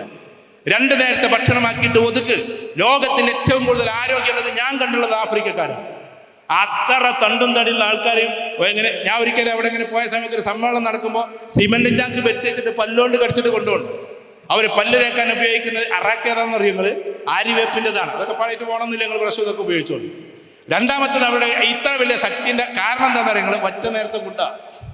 നമ്മൾ വിചാരിക്കും കൂടുതൽ ഇങ്ങനെ കഴിച്ചാലേ നമ്മൾ ഭയങ്കര ആരോഗ്യവാന്മാരാണ്. ഞാൻ കണ്ട ആഫ്രിക്കക്കാരും, എനിക്ക് അവിടെ ബിസിനസ് ഉണ്ട് ലൈബീരിയയിലും ഗാനയിലൊക്കെ, ആഫ്രിക്കക്കാരൊക്കെ ഒരു നേരം ഫുഡ് കഴിക്കും. ഒരു നേരം ഉച്ചക്ക് കോംപ്രമൈസ് ഇല്ലാതെ കഴിക്കും. അതുവരെ കാത്തു. മനസ്സിലായോ? നിങ്ങളങ്ങനെ ഒരു നേരാക്കണം എന്ന് ഞാൻ പറഞ്ഞില്ല. 5 നേരം ഉള്ളതൊന്ന് എന്താക്കണം 2-3 നേരാക്കിയിട്ട് ചുരുക്കണം. അതിൽ തന്നെ ഡോക്ടേഴ്സിനോട് ചോദിച്ചാൽ അറിയാം, അതിൻ്റെ ഉപോത്ബലമായ ഒന്നിന് എന്ത് കിട്ടിയിട്ടുണ്ട്? വലിയ ലോകത്തിലെ ഏറ്റവും വലിയ നോബൽ പ്രൈസ് കിട്ടിയിട്ടുണ്ട്. അതേതാ? വൈകുന്നേരം 7 മണിക്ക് ശേഷം ഭക്ഷണം കഴിക്കാതിരിക്കുക. നിങ്ങൾ അനുസരിക്കുമെന്നൊന്നും എനിക്ക് അറിഞ്ഞുകൂടാ, പക്ഷെ അങ്ങനെയൊക്കെ റുസ്വാസമി പറഞ്ഞു വെച്ചിട്ടുണ്ട്. മഗ്‌രിബിന് ശേഷം ഈ ലോകത്തിലെ ഏതെങ്കിലും ഒരു സാധനം ഭക്ഷണം കഴിക്കണം. നിങ്ങൾ നോക്കിയാട്ടെ, നിങ്ങൾ മീനെ വളർത്തുന്നവരല്ലേ, നിങ്ങൾ പക്ഷികളെ വളർത്തുന്നവരല്ലേ? നമ്മളിത് 9 മണിക്ക് കൊണ്ടേ കൊടുത്ത് ശീലിപ്പിച്ചിട്ട് വേണം പിന്നെ 9 മണിക്ക് ഒരു കഴിക്കാൻ. ലോകത്തിൽ ജെന്യൂനായി നാച്ചുറൽ ആയിട്ടുള്ള സാധനത്തിന് നിങ്ങൾ നോക്കിക്കോ. 7 മണിക്ക് ശേഷം 8 മണിക്ക് ശേഷമൊക്കെ ഫുഡ് കൊണ്ടേ കൊടുത്താൽ മീൻ ഇങ്ങനെ കിടന്നിട്ട് അങ്ങോട്ടും കൊണ്ട് വായി ഇങ്ങനെ ഉറങ്ങി നിൽക്കുന്നല്ലാതെ നമ്മളെ മാതിരി 12 മണിക്ക് കഴിക്കുന്ന പരിപാടി ഒന്നും വിൽക്കില്ല. നാച്ചുറലി അങ്ങനെയാണ് അവസാനിപ്പിക്കാനായിരിക്കും മുമ്പിൽ വന്നിട്ടുള്ളത്. അപ്പോൾ ഞാൻ പറഞ്ഞെന്താണെന്ന് വെച്ചാൽ അങ്ങനെ ആരോഗ്യപരമായിട്ട് എന്താക്കുക, നമ്മൾ സംരക്ഷിക്കുക. ഭക്ഷണം കഴിക്കേണ്ട സമയമായി. അപ്പോൾ നിങ്ങൾ ഭക്ഷണത്തിന് വേണ്ടിയിട്ട് പിരിയണമെന്നാണ് പറയുന്നത്. ഏതായിരുന്നാലും ശരി, ഇൻഷാ അല്ലാഹ് ഈ പറയുന്ന എല്ലാ അർത്ഥത്തിലൂടെയും കടന്നുപോയി നമ്മൾ ആരോഗ്യപരമായും ശ്രദ്ധിച്ച് നമ്മുടെ മക്കളെ ടോപ്പിലേക്ക് കൊണ്ടുപോയി അതിമനോഹരമായ ഒരു സംഗമമാകട്ടെ. അങ്ങനെ ക്രസന്റിന്റെ ആ തിരുമുറ്റത്തേക്ക് വീണ്ടും നമുക്ക് തിരിച്ചെത്താൻ പറ്റട്ടെ. സാധാരണ ഏതോ ഒരു കവി പറഞ്ഞതുപോലെ അവസാന നിമിഷത്തിൽ നമ്മളെല്ലാം ഓർക്കുന്നത് ഇന്നലകളെ കുറിച്ചാണ്. ഈ ദൗലത്ത് ബിലേലോ, ഈ ഷഹറത്ത് ബിലേലോ, ബലേജി മിലേ മുജ്സെ മേരി ജവാനി, അഗർ കോഹി ലൂട്ടാ ഹെ ബച്പൻ കി ശ്രാവൻ, ഈ കാഗസി ക കഷ്കി വ ബാരിഷി ക പാനി. എല്ലാം നിങ്ങൾ എടുത്തോളൂ, എൻ്റെ പ്രതാപവും എൻ്റെ സമ്പത്തും സമ്പത്തും എല്ലാം നിങ്ങൾ എടുത്തോളൂ, പക്ഷേ എൻ്റെ പഴയ കുട്ടിക്കാലം എനിക്ക് തിരിച്ചു തരുമോ? കുട്ടിക്കാലം മാത്രം തന്നാ പോരാ, കടലാസിന്റെ തോണിയും മഴവെള്ളത്തിന്റെ ചാലും, കാഗസിക കഷ്ടി വബാരിഷിക പാനി, മഴവെള്ളത്തിന്റെ ചളിച്ചാലും അതിലൊരു കടലാസിന്റെ തോണിയും തിരിച്ചു തരാൻ പറ്റുമെങ്കിൽ ഈ ദൗലത്ത് ബിലലോ ഈ ഷഹ്റത്ത് ബിലലോ, എൻ്റെ എല്ലാ സമ്പത്ത് നിങ്ങൾ എടുത്തോളൂ, എൻ്റെ എല്ലാ പ്രതാപവും നിങ്ങൾ എടുത്തോളൂ എന്നാണ്. അപ്പൊ എല്ലാ സമ്പത്തിനേക്കാളും പ്രതാപത്തെക്കാളും ഇന്നലകളിൽ പോയിട്ട് വീണ്ടും അതേപോലെ ഒന്ന് കടലാസിന്റെ തോണി കളിക്കലാണ്. അതിനാകട്ടെ ഈ തിരുമുറ്റം എന്ന് മാത്രം പറഞ്ഞുകൊണ്ട് ഇവിടെ പഠിക്കാൻ പറ്റാത്തതിൽ ഖേദം അവതരിപ്പിച്ചുകൊണ്ട് വീണ്ടും വീണ്ടും വരാമെന്നുള്ള വന്നുകൊണ്ടേയിരിക്കുന്നുണ്ട് അവിടെ കസറ്റിൽ നമ്മൾ. അള്ളാഹു അനുഗ്രഹിക്കട്ടെ, നമ്മളെല്ലാം ഉയർത്തട്ടെ എന്ന് മാത്രം പറഞ്ഞുകൊണ്ട് അവസാനിപ്പിക്കുന്നു. അസ്സലാമു അലൈക്കും വറഹ്മത്തുള്ളാഹി വബറകാതുഹു.